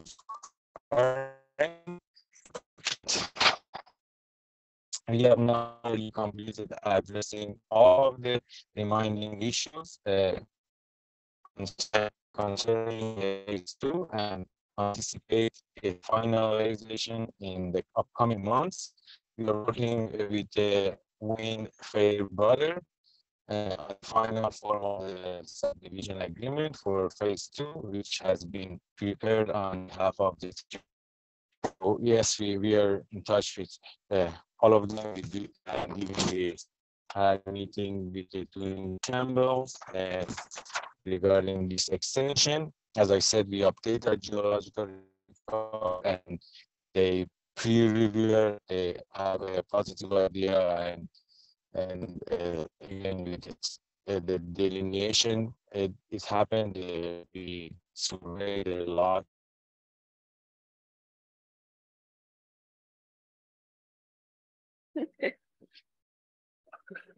Okay, I'm just wondering if Ashley, are you familiar with this? Yeah. Has the county made a response? Yeah, this is concerning the extension of draft approval, right? Yes. Yes. Yeah, I just would Sorry, three, Mr. Worship. Just want to make sure I formally get that out there. Yes, we are aware of this, and we are aware of the request that was submitted into us. That was submitted, I believe, back in May, I think May or April, and it is something that county planning does support. We have received this is for the phase 2 development. As we are aware, the application or the development proposal has been draft approved since '96. There's been a number of amendments over time. Right now, the applicant, they're demonstrating because actually the applicant doesn't even know this right now, but we have secured a peer review for their hydrogeology, because what they're looking at doing, and sorry, couldn't quite hear, was a little bit muffled, and I was just also in the middle of doing something else as well too. They're looking to increase the residential units from, I believe it was a total of 39 to 46, but the phase 2 development, the phase 1 development has already approved 25 units, and so instead of there being 14 that are remaining, the hydrogeological study is going to look at increasing that number up to 21. So that review right now is ongoing, and it's something that the county is willing to consider draft approval if the township is also on board. Okay, go ahead, Pat. Actually, is the listing approval expiring in June of 2023. So like we have to make a decision That's correct. Yeah. Well, as long as I know the county's going ahead with it, I really don't have any problem with continuing on with another 18-month extension myself. Any other members of council want to comment on that? Okay. Can I get a mover and a seconder then to, I guess the further that we give an extension as per the request? Moved by Mike. Can I get a seconder for that? Seconded by Greg. Any further comments? All in favor? Motion's carried. Pedro, thank you very much. It sounds like you're going to get what you need. Thank you so much. Thanks for the opportunity. Have a nice evening. You too. Thank you for staying on with us. Sorry, I was stuck in the traffic in Toronto, so I just pulled over to the parking spot and I couldn't reach to my home and stay in the office. Sorry about that. That's okay. I see the traffic behind you. Yeah, I need to move come to the county. Have a wonderful evening. Okay. Bye. Thank you. Okay, next on the agenda, we have a letter dated June 16th. And it's, I'm going to read it so everybody knows what I'm talking about. On April 6, 2023, the government released a draft of the provincial planning statement, ERO number 0196813, that would replace the existing provincial policy statement and a place to grow growth plan for the Golden Horseshoe. At that time, natural heritage policies and related definitions remained under consideration by the government and were not released for review and input. The proposed natural heritage policies are now available for review and feedback. The details of the changes can be found through the Environment Registry of Ontario, and this was, please note that the comments period is extended to August the 4th, 2023, and that's signed by the Minister of Municipal Affairs and Housing. Would you like to comment on any of that? Miles? Yes, through your worship. So these changes I think will be pertinent for later in the meeting tonight. So we can circle back, but the important thing to note here is that the comment period for the new provincial planning statement has been extended to August 4th. So none of those proposed changes are in effect at this time. However, Bill 97, which is a related item, which implemented a variety of changes to things like the Planning Act, that was given royal assent earlier this month. There were changes from the original draft of that item that I can speak to later when we're on the relevant topic in the agenda, but this is an ongoing item, I would say, with the province, and we're all kind of watching as it develops. Learning. Yes, learning. Okay, thank you, Miles. I'm going to read the resolution and then we'll open it up for comments. Be resolved that the correspondence from the Ministry of Municipal Affairs and Housing dated June 16, 2023 regarding proposed provincial planning statement be received and filed. Mover and a seconder, moved by Councillor Booth, seconded by Deputy Mayor Stover. Further comments? All in favor? Motion's carried. Next we have item number 8, and it's a motion to adjourn to a land division committee or the Committee of Adjustment meeting. So I'll read the motion. Be it resolved, the Council of the Township of Ballinwick-Haldimand begin a land division committee or Committee of Adjustments adjourn to a land division committee of Adjustment meeting for the purpose of hearing a consent application at 7:35. Mover and seconder. Moved by Deputy Mayor Stover, seconded by Councillor O'Neill. All in favor? Carried. Next, we have item 9. It's a consent application by Bernard Reinhardt, AH 09-2023, concession 9, part of lot 26, geographically in Haldimand, and it's regarding creation of a new rural residential lot. Miles, I'm going to turn it over to you. Thank you, Your Worship. So I'll proceed to read the staff report that we've prepared. If anyone has any questions following that, I'd be happy to answer them. It's our recommendation that application AH 09-2023 by Bernard Reinhardt to sever a parcel of land for the creation of a new vacant rural residential lot in part of lot 26, concession 9, geographic township of Haldimand is hereby approved, subject to the following conditions. That the severed lot be rezoned to the rural residential zone in the township of Alnwick-Haldimand zoning bylaw 19-2019 as amended. The zoning bylaw amendment shall be in effect for the severed parcel pursuant to the Planning Act. Condition number 2, that an archaeological site assessment be prepared by a qualified professional clearing the site of archaeological potential and that be submitted to the satisfaction of the township. Condition 3, that a copy of the Ministry of Heritage, Sport, Tourism and Culture Industries letter acknowledging that the supporting archaeological reports have been entered into the ministry's registry be submitted to the township. Condition 4, that a registered survey for this severed parcel be submitted to the township. 5, further to the printed plan of survey, a closed polygon vector file of the part boundaries shown on the reference plan is to be provided in spatially referenced Autodesk DWG Windows readable format to the satisfaction of the township. It is recommended that the applicant's Ontario Land Surveyor consult with the County of Northumberland GIS section to confirm acceptable standards and formatting.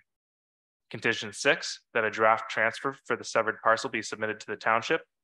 7, that a certificate of cancellation be issued to cancel consent application B26-91. 8, that the tax account for the subject property be paid up to date. 9, that the $11,813.38 development charge for the severed lot be paid to the township of Alnwick and Haldimand. And 10, that the $1,500 cash in lieu of parkland fee be paid to the township of Alnwick-Haldimand.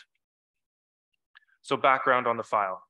The purpose of application AH 09-2023 is to sever a 1.72 hectare parcel of land for the creation of a vacant rural residential lot from an approximately 11.63 hectare vacant rural property.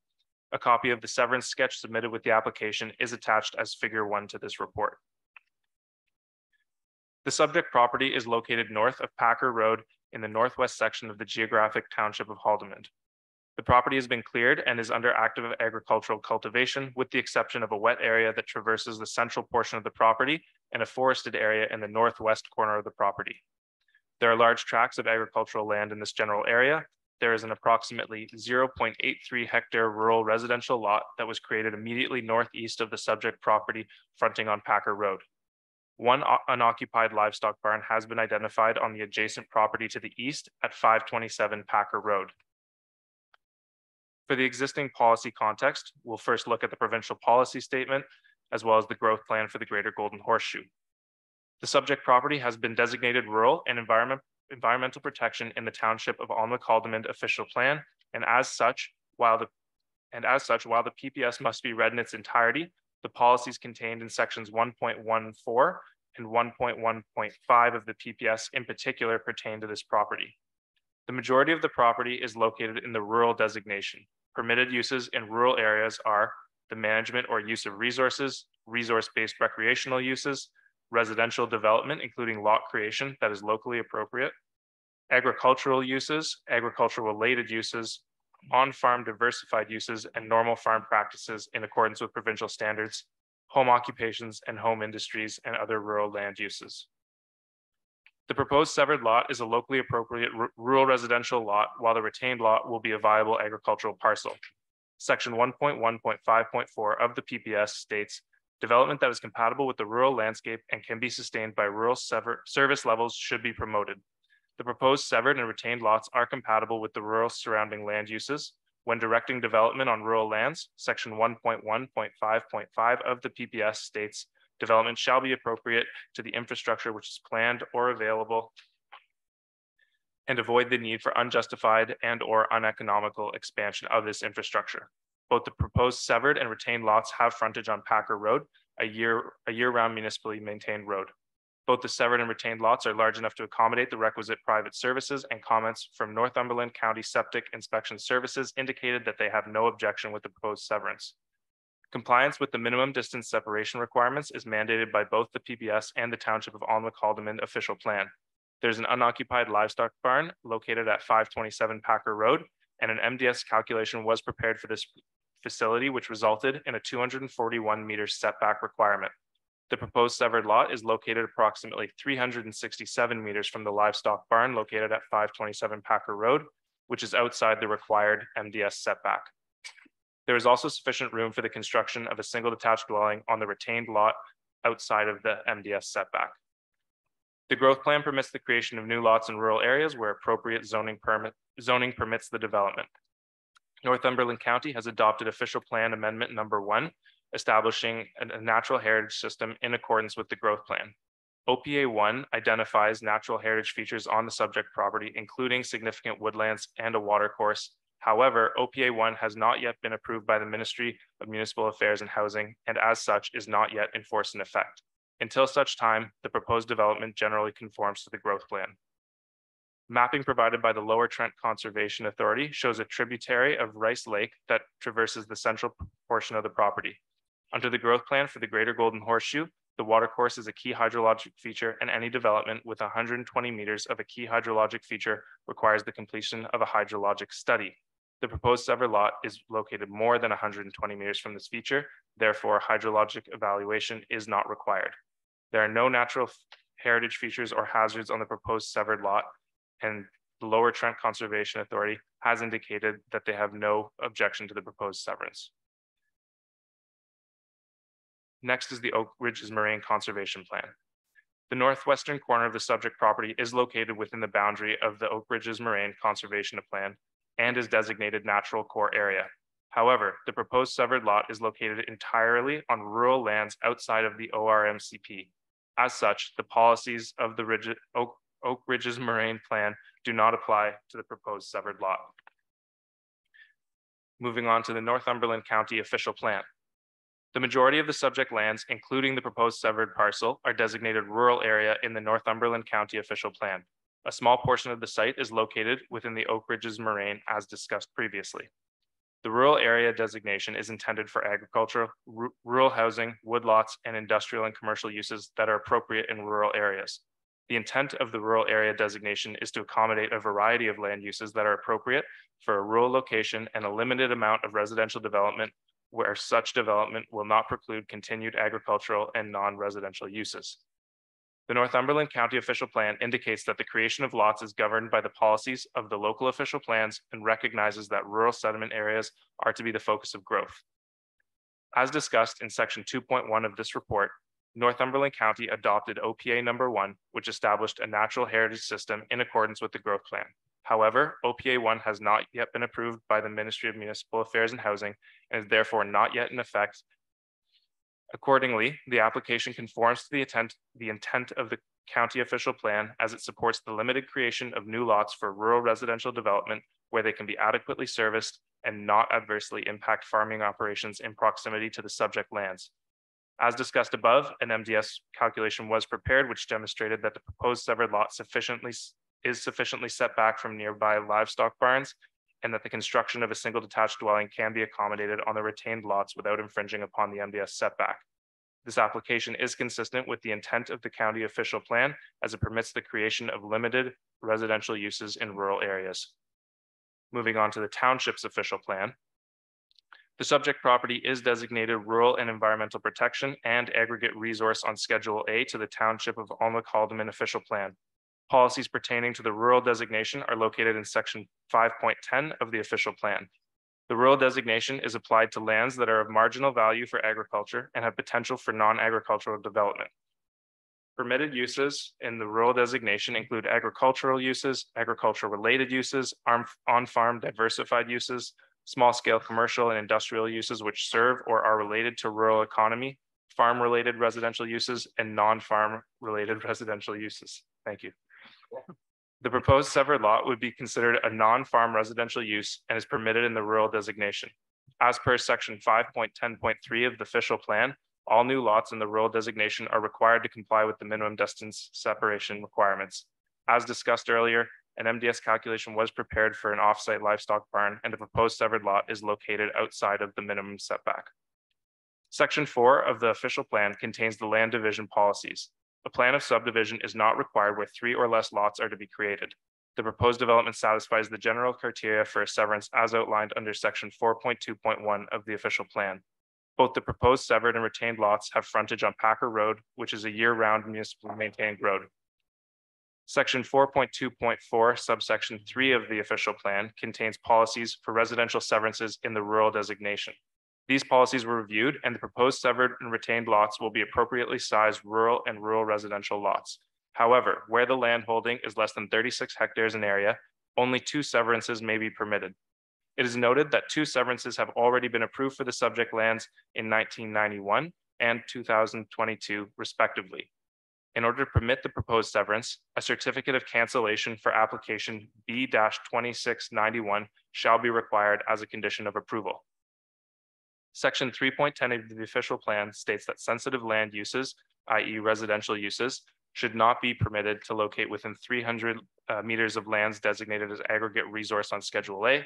However, development which would hinder the establishment of a new mineral aggregate operations may be permitted if the use of the resource would not be feasible.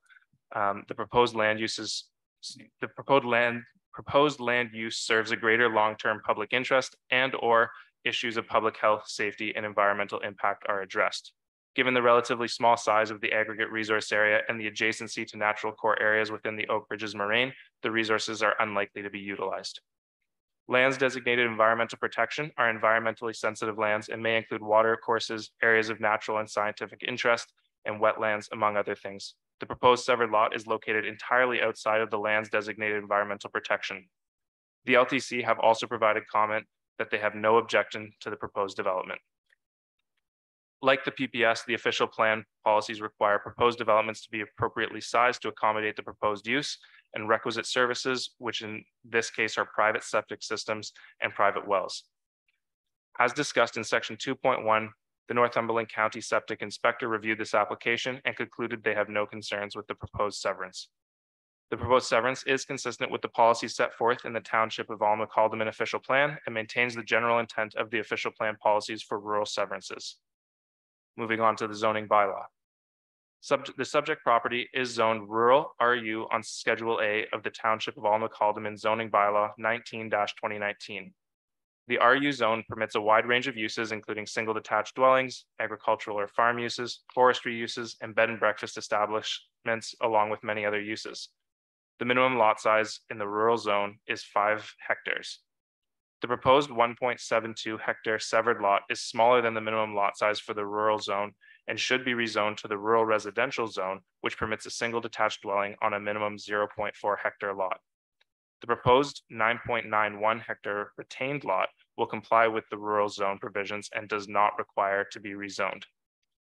Subject to the proposed severed lot being rezoned to the rural residential zone, both the severed and retained lots will comply with the requirements of the Township of Almac-Haldeman Comprehensive Zoning Bylaw. This application was circulated to the Lower Trent Conservation, Township of Alma-Calderman Public Works, Alderville First Nation, Northumberland County, Kawartha Pine Ridge District School Board, Peterborough, Victoria, Northumberland, and Clarington Catholic District School Board, Ontario Power Generation, Hydro One, Enbridge Pipelines, and Bell Canada. Public Works has confirmed that an entrance for the proposed severed lot can be granted from Packer Road at a location to be approved by the Manager of Public Works. The Lower Trent Conservation reviewed the application, has no objection to the proposed severance. Northumberland County reviewed the application and has no objection.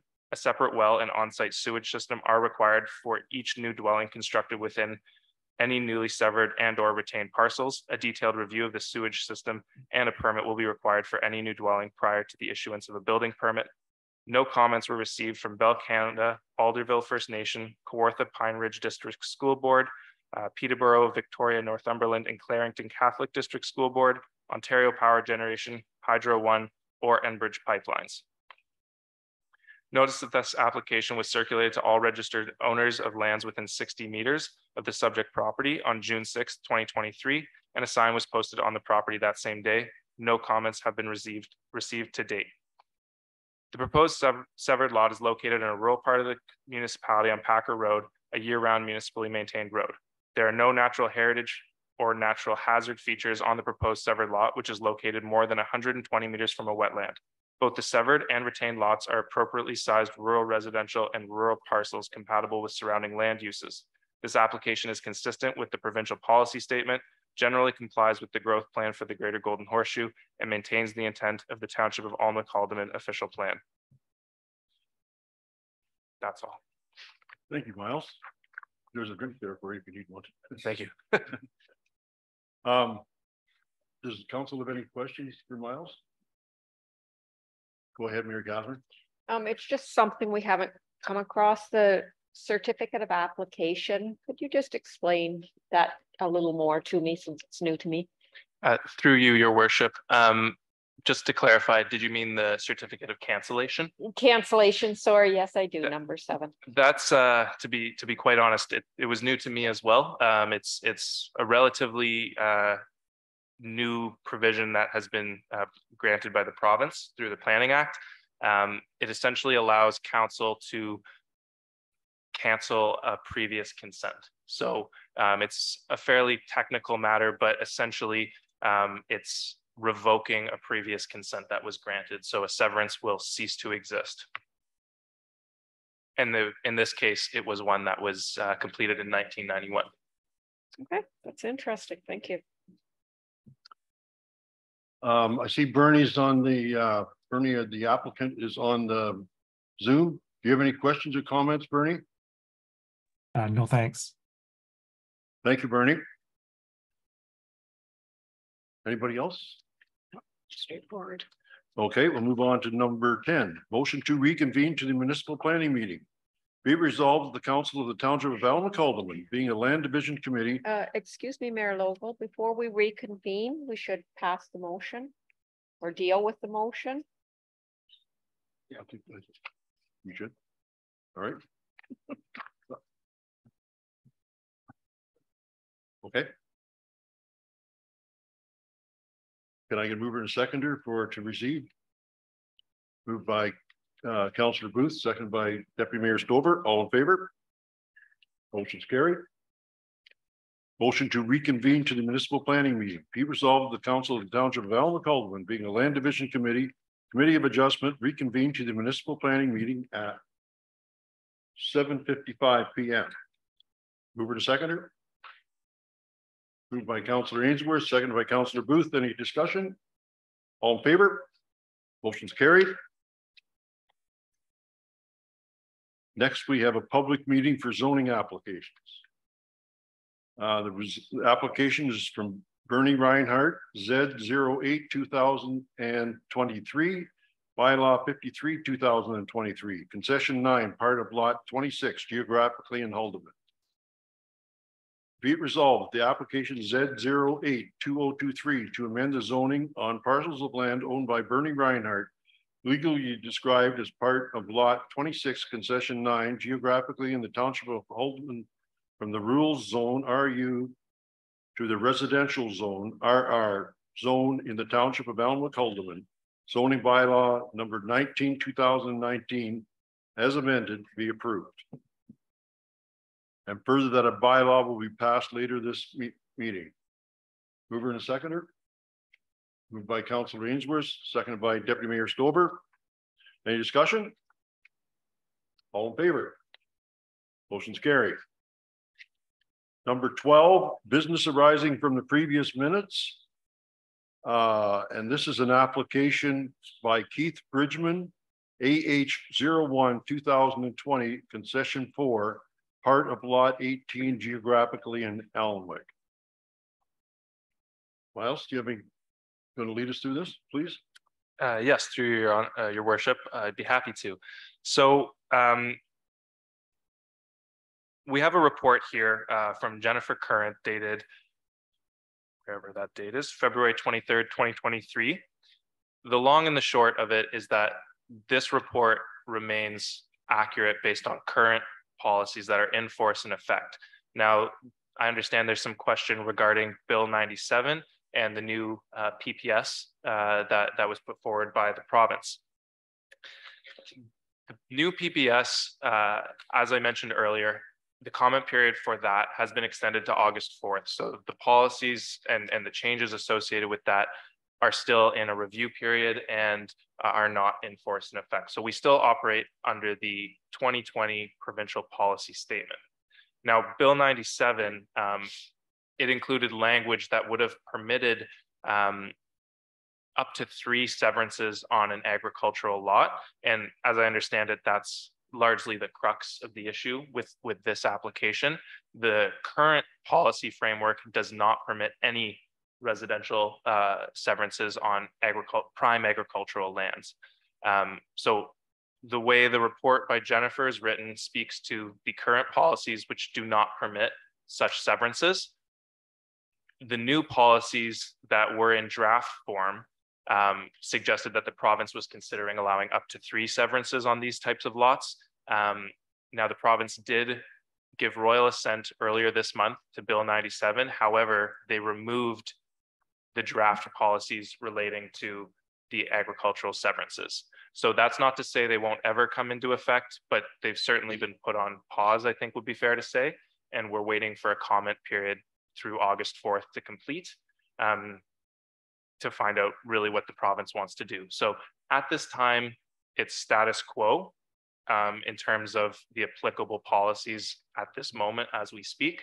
There may be changes down the road that we can't really predict for the province.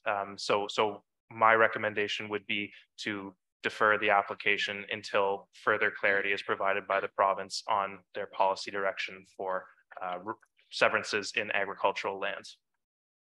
And I'm happy to answer questions. I realize that's a little convoluted. Go ahead. Through your Mayor Logo. So so it has been postponed or deferred to August 4th, did you say? And are they still looking at that component of the severances on agricultural land? Through you, your worship. Yes, the public comment period is extended until August 4th. That's not to say new policies will come into effect on August 4th. It simply means that they are taking public comment until August 4th. It could be a further month, 2, 3 before they make decisions. It's really beyond our control, frankly, and I'm not aware of their timing. And regarding the severance, the draft severance policies, those were specifically removed in their recent royal assent to Bill 97. I'm not sure if they're still examining them. I know there was quite a substantial amount of public pushback, and they responded by removing those policies. I'm not sure if they're still intending to bring those back or bring them back in a modified version. So at this time, I would just be waiting to see what the province does. Mike, you can call it. Yeah, through you, Mayor Logo. So, I mean, this has been going on for 3 years with the Bridgman family. And, you know, they could literally put a house right in the middle of their field as a second dwelling and get okay to do that, which, and I understand with the policy statement and everything, but this piece of land, to me, I'm going to call it scrub land that they want to make into a lot to build there. Probably never been farmed and never will be farmed. And we're holding this family up for 3 years. And, you know, we sit here tonight and we just take farmland for 65 houses, but we can't give them a severance in scrubland. So, you know, it's my understanding that the township has the final say if we want to pass it. Go ahead. Through your worship. So all planning matters are required to be consistent with the provincial policy statement. And that's really the crux of the issue here. It's not a local, I mean, there are local policies that align with the PPS that are causing the same problems, but ultimately it is the current provincial policy statement that says that you cannot permit these severances. So to be honest, I'm not sure exactly what happens if you vote to approve it. It does not comply with the Planning Act and is not technically permitted, but I'm not sure what happens. So as a planner, my recommendation to you is that, you know, it should be deferred. It can't be approved under the current policy structure, and that's at a provincial level. I understand the situation, and it is unfortunate, but that's what the policy tells us at this time. So, yeah. Any other comments? Mayor, I just, when I looked at the part of the agenda here, to me, it doesn't say that we can't do this. To me, it looks like, you know, they discourage it. You know, those are the words that I see in there. And I know it says it doesn't comply with the policy statement, but to me, it says we should discourage it. And you know, to me, that's like, you know, shall or may in a sentence. So you know, I would like to see us take a hard look at this tonight for the family. Greg? Through you, your worship, I understand what Councillor Ainsworth is saying, but I'm going to read you something there that it says the proposed severed lot does not meet any of the county official plan requirements for new lot creation in the agricultural area, and the county does not support the proposed consent. Do you have any comments on that, Ashley, yes, since you're here and you're the county? I know, I'm the county right now. Yeah, through your worship to you know, Councillor Booth is correct. What Mal said is pretty much bang on from a planning's perspective. I can put on my planning hat this time. And really, like, what we're dealing with, we are dealing with provincial policies, and provincial policies, they're actually we are basically the creatures of promises. We know that, and we have to follow provincial policies, like say from the Planning Act. And the PPS, same provincial policy statements out of provincial planning, since that's what's being reviewed now. It really, like, say, doesn't really discourage it, really kind of prohibits it. Like, say there's certain requirements, like there's certain allowances that, like, say, if you're in prime agriculture areas that are allowed. Like, say, for instance, if you had 80 hectares of land, you want to sever into two, like 240 hectares, well, then you can sever those. So it's like, say, which are very unforeseen circumstances, since we don't have 80 hectares or 200 acres worth of land. The other, like, say, scenario is surplus farm dwindling. So if you have an existing, you know, like, say, house on a property, and your farm, you have multiple farms, you know, and if you're like, hey, you know, I'm farming this, but the house is too much, or, you know, I don't really need it for my purposes, then you can sever that off. Then you can do, say, lot additions and different things like that. So the PPS says that it basically says you are prohibit doing any sort of severances in prime agricultural areas, save and except for these 3 or 4 things that you can do. So that's when we're reading off our policies, like say from a county's perspective, when we're drafting up our official plans, and when the township has to follow the county, that whole hierarchical thing, that's where the message keeps coming in saying, well, no, no, no, no. But with these new, with this new potential proposal, you know, from the province that may consider, well, I mean, it's kind of on pause, but they've kind of had it out there that's, you know, potentially up to 3 additional lots, rural residential lots. That's where it kind of leaves the matter open right now. But if township decide to say approve this, then it could open up kind of a Pandora's box, but a Pandora's box in terms of where you're approving something that is not based off of provincial policy, that goes against provincial policy at this time.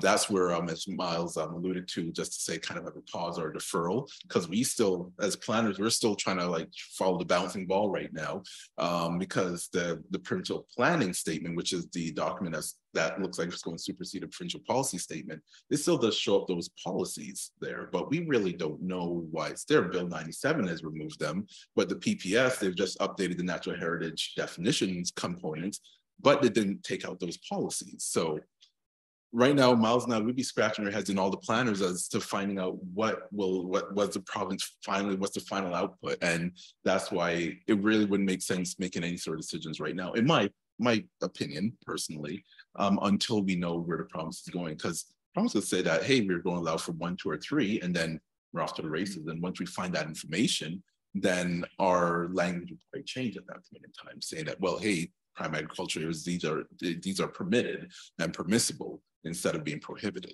So it's not that thing. Can we just a sec, Greg, can we or our planners send a letter asking them to consider that? Because they are giving us a chance to speak before August the 4th. Through your worship, you mean to the province? Yes. Yeah, if that's something council wants to do, we could certainly we could draft a letter and we could have it reviewed by council. Okay. Mary Catherine?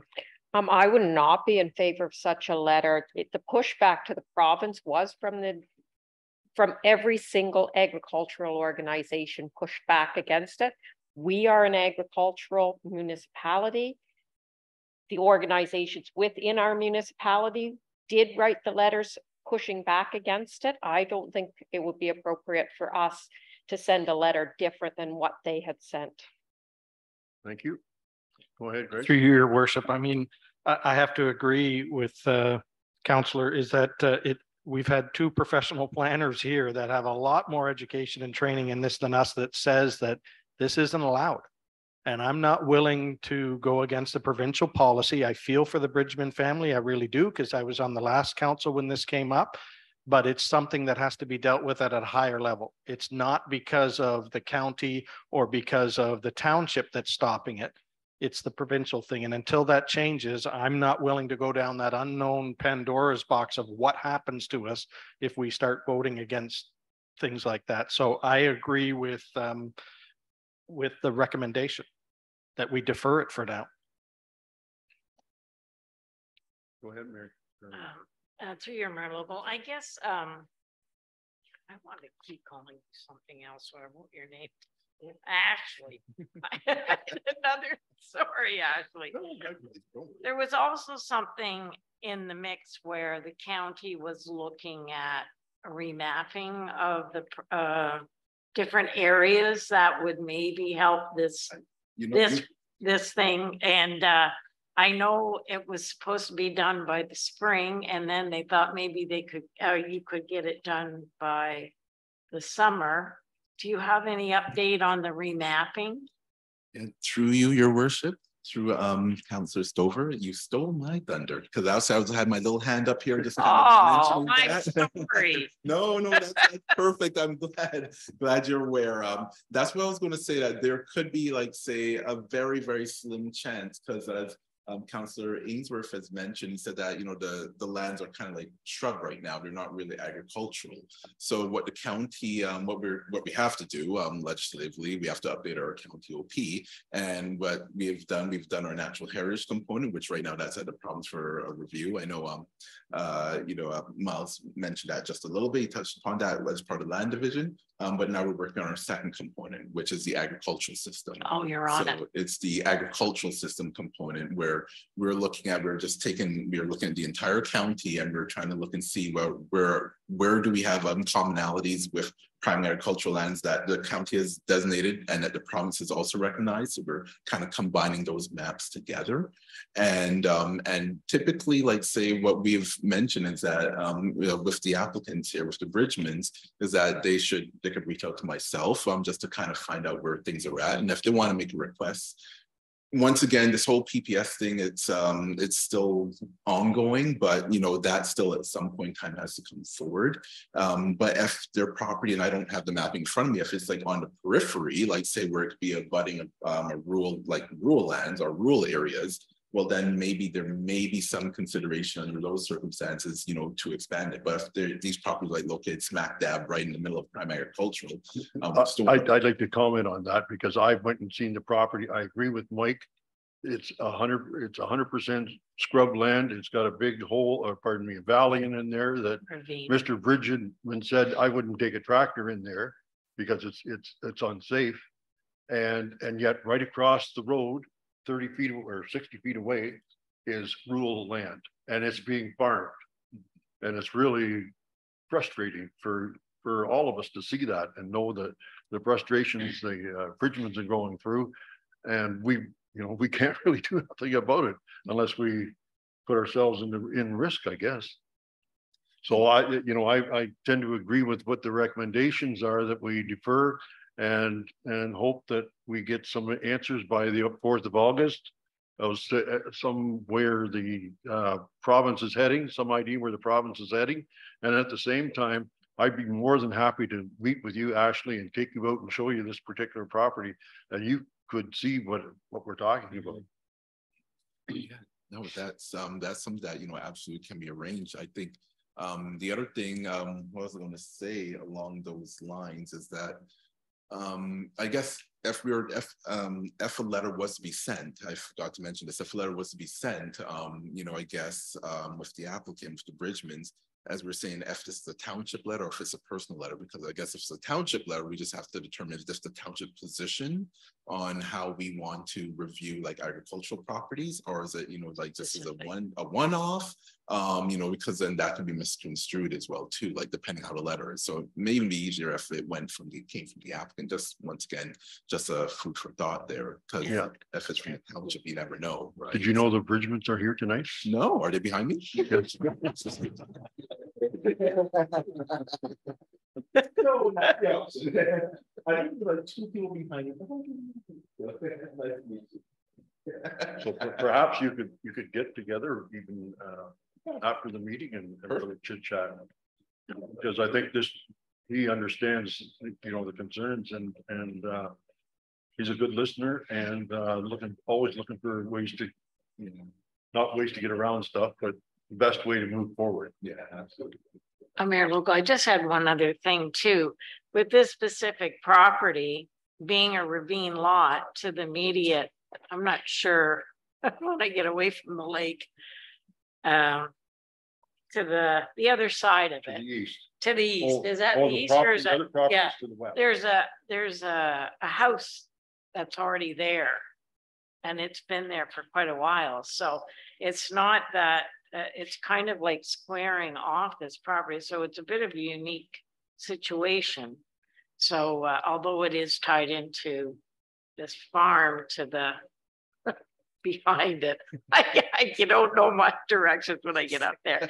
So I mean, it would be good for you to actually see the property.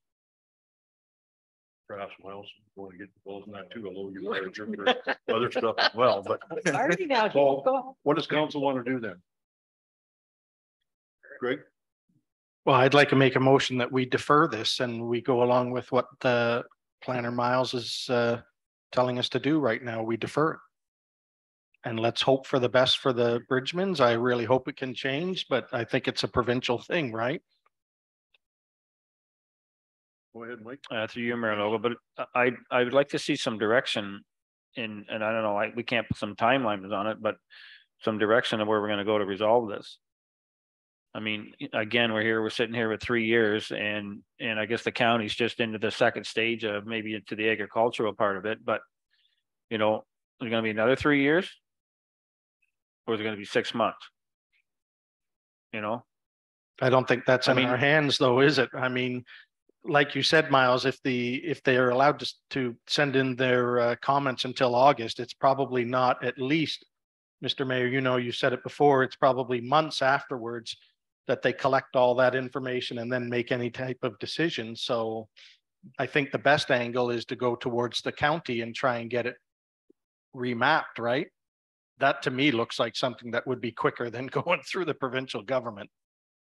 And would you have some kind of a timeline on that, Mile? Or Ashley? I didn't get it.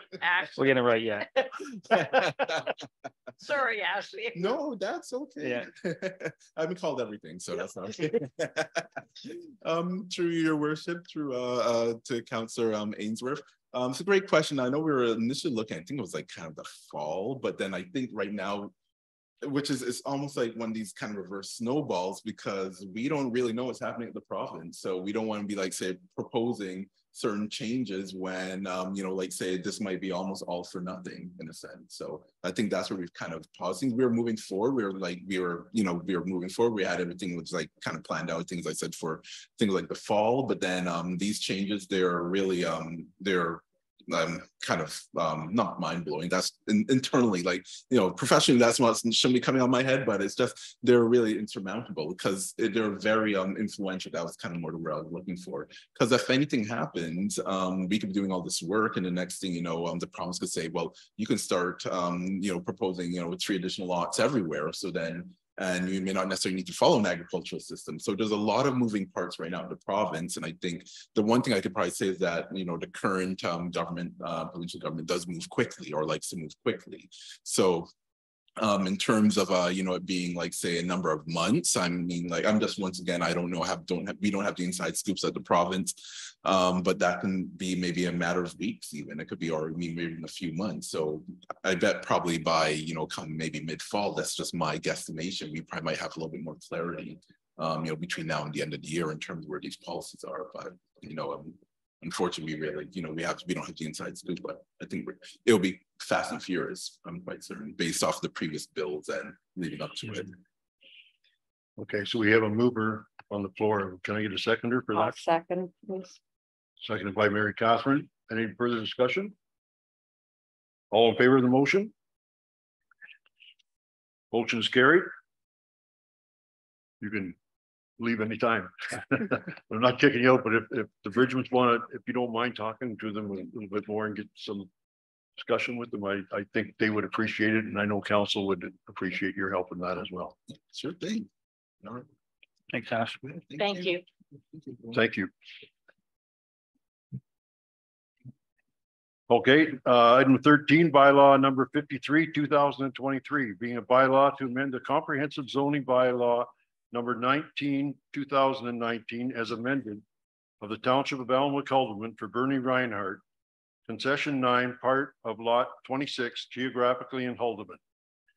And the motion is be resolved as bylaw 53, 2023, being a bylaw to amend the comprehensive zoning bylaw number 19, 2019, as amended of the Township of Allen-McCulderman for Bernie Reinhardt, concession 9, part of lot 26, geographically in Haldeman, be read and deemed to be passed this 27th day of June, 2023. Mover and a seconder. Moved by Councillor Booth, seconded by Deputy Mayor Stover. Further discussion? All in favor? Motion's carried. Announcements and notices of motions regarding planning. Councillor Booth. Regarding planning, nothing at this time. Councillor Mary Catherine. Nothing at this time. I don't have nothing with planning, but I do want to make a quick comment on the success of the Canada Day. How Mary Catherine and Mike and many other people throughout the community did an awful lot of work, and we're really happy to see it. Only so you know, we hold it Sunday before actual Canada Day, so we had our parade and everything else, and it was very well attended, I thought, and very well put together. And I know I'm not any different than most other people in the community. We're looking forward to 2024. So great job, Deputy Mayor Stover. Thank you, Mayor Logo. Through you, I have a notice of motion, and I guess I could stretch it into being a bit of a planning motion. I'm at your mercy, Madam CAO. And it reads, notice of motion, signed bylaw number 81-2008, sign exemptions. That the motion would read as follows: that staff look at signed bylaw number 81-2008, prepare a report to council that would include a permit exemption clause. Below is an excerpt from the Loyalist Township's signed bylaw. I've included societies and nonprofits in the exemption line for staff reference. Would you like me to read that, or is it adequate what I have read so far? Madam CEO? Okay, sure. The following, so this is the excerpt from the Loyalist Township sign bylaw. The following signs shall be permitted in all zones, and no permit shall be required for any of the signs not greater than 3 square meters, which is 32.2 square feet, and sign area advertising special events of charitable organizations, nonprofits, societies, or community associations, provided that such signs shall not be erected more than 60 days prior to the day of the event unless approved by council. Number 2, are removed forthwith of the completion of the event. Okay. Any comments from council? Go ahead, Councillor Booth. Through you, your worship, I think this is great, but I think if we're going to look at the sign bylaw, and I've in the last few days read Crammy's, Hamilton's, Coburg's, Port Hope's, and everything, which are numerous pages, and we've got a 1-page basic sign bylaw that was done probably 20-something years ago. So I think we really need to sit down and have staff look at the whole sign bylaw, because I don't see anything in here about insurance. And if you look at Crammy's, it talks about if you put any signs on public property, that organization has to have insurance that names us as the second insurer, because if they put a sign on our property and somebody gets hurt by it, I don't want us getting sued. I want the people that are putting the sign there to be covered. So I think it's a great start, but I'd like to see it amended to say that staff revisit the whole sign bylaw. They can bring back this part, which is great, and that will resolve the Roseneath issue, but I think it needs to be totally revamped. I agree. Well, and if I could comment too, I don't think in this, and whether that's the intention of this or not, but like the Loyalist Township, it mentions permitted in all zones, and that doesn't include public property, I don't think. And I would be concerned of allowing signs to be just slapped all over the place on public property. That, if I may, your worship, it was for staff reference. A starting point. Okay. It wasn't to be put in, and if I may too, Mayor Lobo, I concur with Councillor Booth. It's a good starting point, and it would help this society to get going. So I just put it to staff to bring back a report. Fine. Further discussion? I guess since we're talking about this sign now, I have to ask the CAO, has the sign been removed from the Roseneath Fair, Pat? So. Not to my knowledge. Oh, thank you. So I'm going to bring this up again. Here we go. Last week, we made a decision on Tuesday that the sign be removed immediately. We received a letter from the Roseneath Fair stating that the sign guy is not available, but he will be back on Monday and he will remove it. Here we are Tuesday and the sign's still there. And this is why I get frustrated is we made a motion, we passed it, it's supposed to be moved immediately. I was no problem with, okay, the sign guy's not here, Monday he'll move it, it's still not moved. And I think that we should be calling them tomorrow and saying that sign has to go, or we'll have the public works come and pick it up and we'll take it to the yard then. No different than what the county does with signs, and you would know, Mayor, with election signs and that used to go on the county and that they would just pick them up and take them to the yard. On public property. And this is on public property too. That's my point. And I think we got to clarify one thing. Pat's not aware of it, but you haven't been there all day, have you? No, it was there this morning when I came to work. Yeah. But So it that could was- be gone now. We don't know that, but if it's not, It wasn't as of 4 p.m. I know that because when I went up there to get gas, it was still there. So I just think we need to contact them tomorrow. I would suggest to say, listen, you know, the sign has to go. Let's go. I don't have any problem with that. You want a motion for that? Well, no, we already have direction and I did send out an email the day after the council meeting, so I will follow up tomorrow morning. Good. Now, Thank do you. I need a motion for my? Anything else? What do I need to do? I guess We'll we put should. it on the agenda. Next Tuesday. So aren't we just going to make a motion that staff take a look at their current black sign bylaw and see where we can make some Yes. changes? Is that good? Yes. So does somebody want to make that? You want to make I'll that make motion? Make that motion. Okay, you want to second it, Greg? Yeah, I'll second it. I agree. Thank you, Councillor Booth. All in favor? Carried.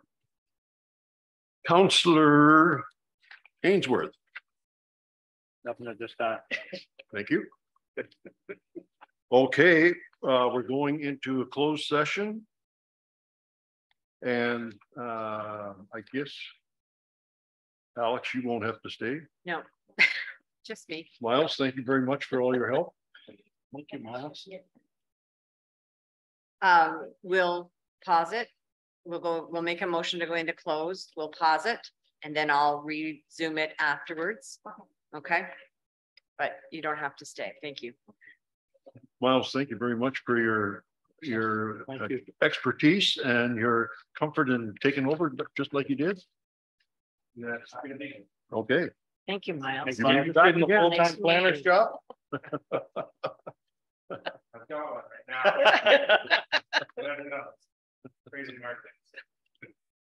Thanks again.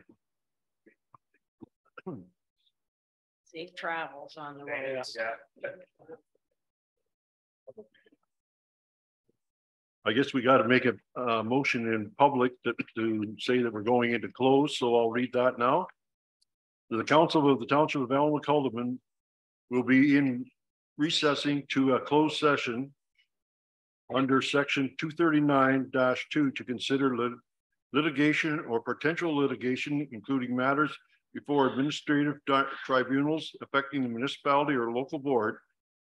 And F, advice that is subject to solicitor client privilege, including communications necessary for that purpose, relative to the copyright infringement, with the clerk remaining in attendance at 8:30 p.m. Mover and seconder. Moved by Councillor Ainsworth and second by Deputy Mayor Stover. All in favor? Motion's carried. And okay, we're back into regular session, but I need a motion to do that. So move that we go back into our regular meeting. Moved by Councillor Booth, seconded by Councillor O'Neill. Further discussion? All in favor? Motion's carried. And we're going on to item 16, approval of the confirming bylaw number 74, 2023, being a bylaw to confirm the proceedings of the municipal planning meeting of Tuesday, June the 27th, 2023. Be it resolved that the bylaw number 74, 2023, being a bylaw to confirm the proceedings of the municipal planning meeting of Tuesday, June the 27th, 2023, be read and deemed to be approved this 27th day of June 2023. Mover and a seconder. Moved by Councilor O'Neill, seconded by Deputy Mayor Stover. All in favor? Motion carried. Adjournment be resolved that the municipal planning meeting be adjourned at 9:06 p.m. Moved by Councilor Booth, seconded by Councilor O'Neill. All in favor? Motion's carried. Thank you. Have a good evening, everyone.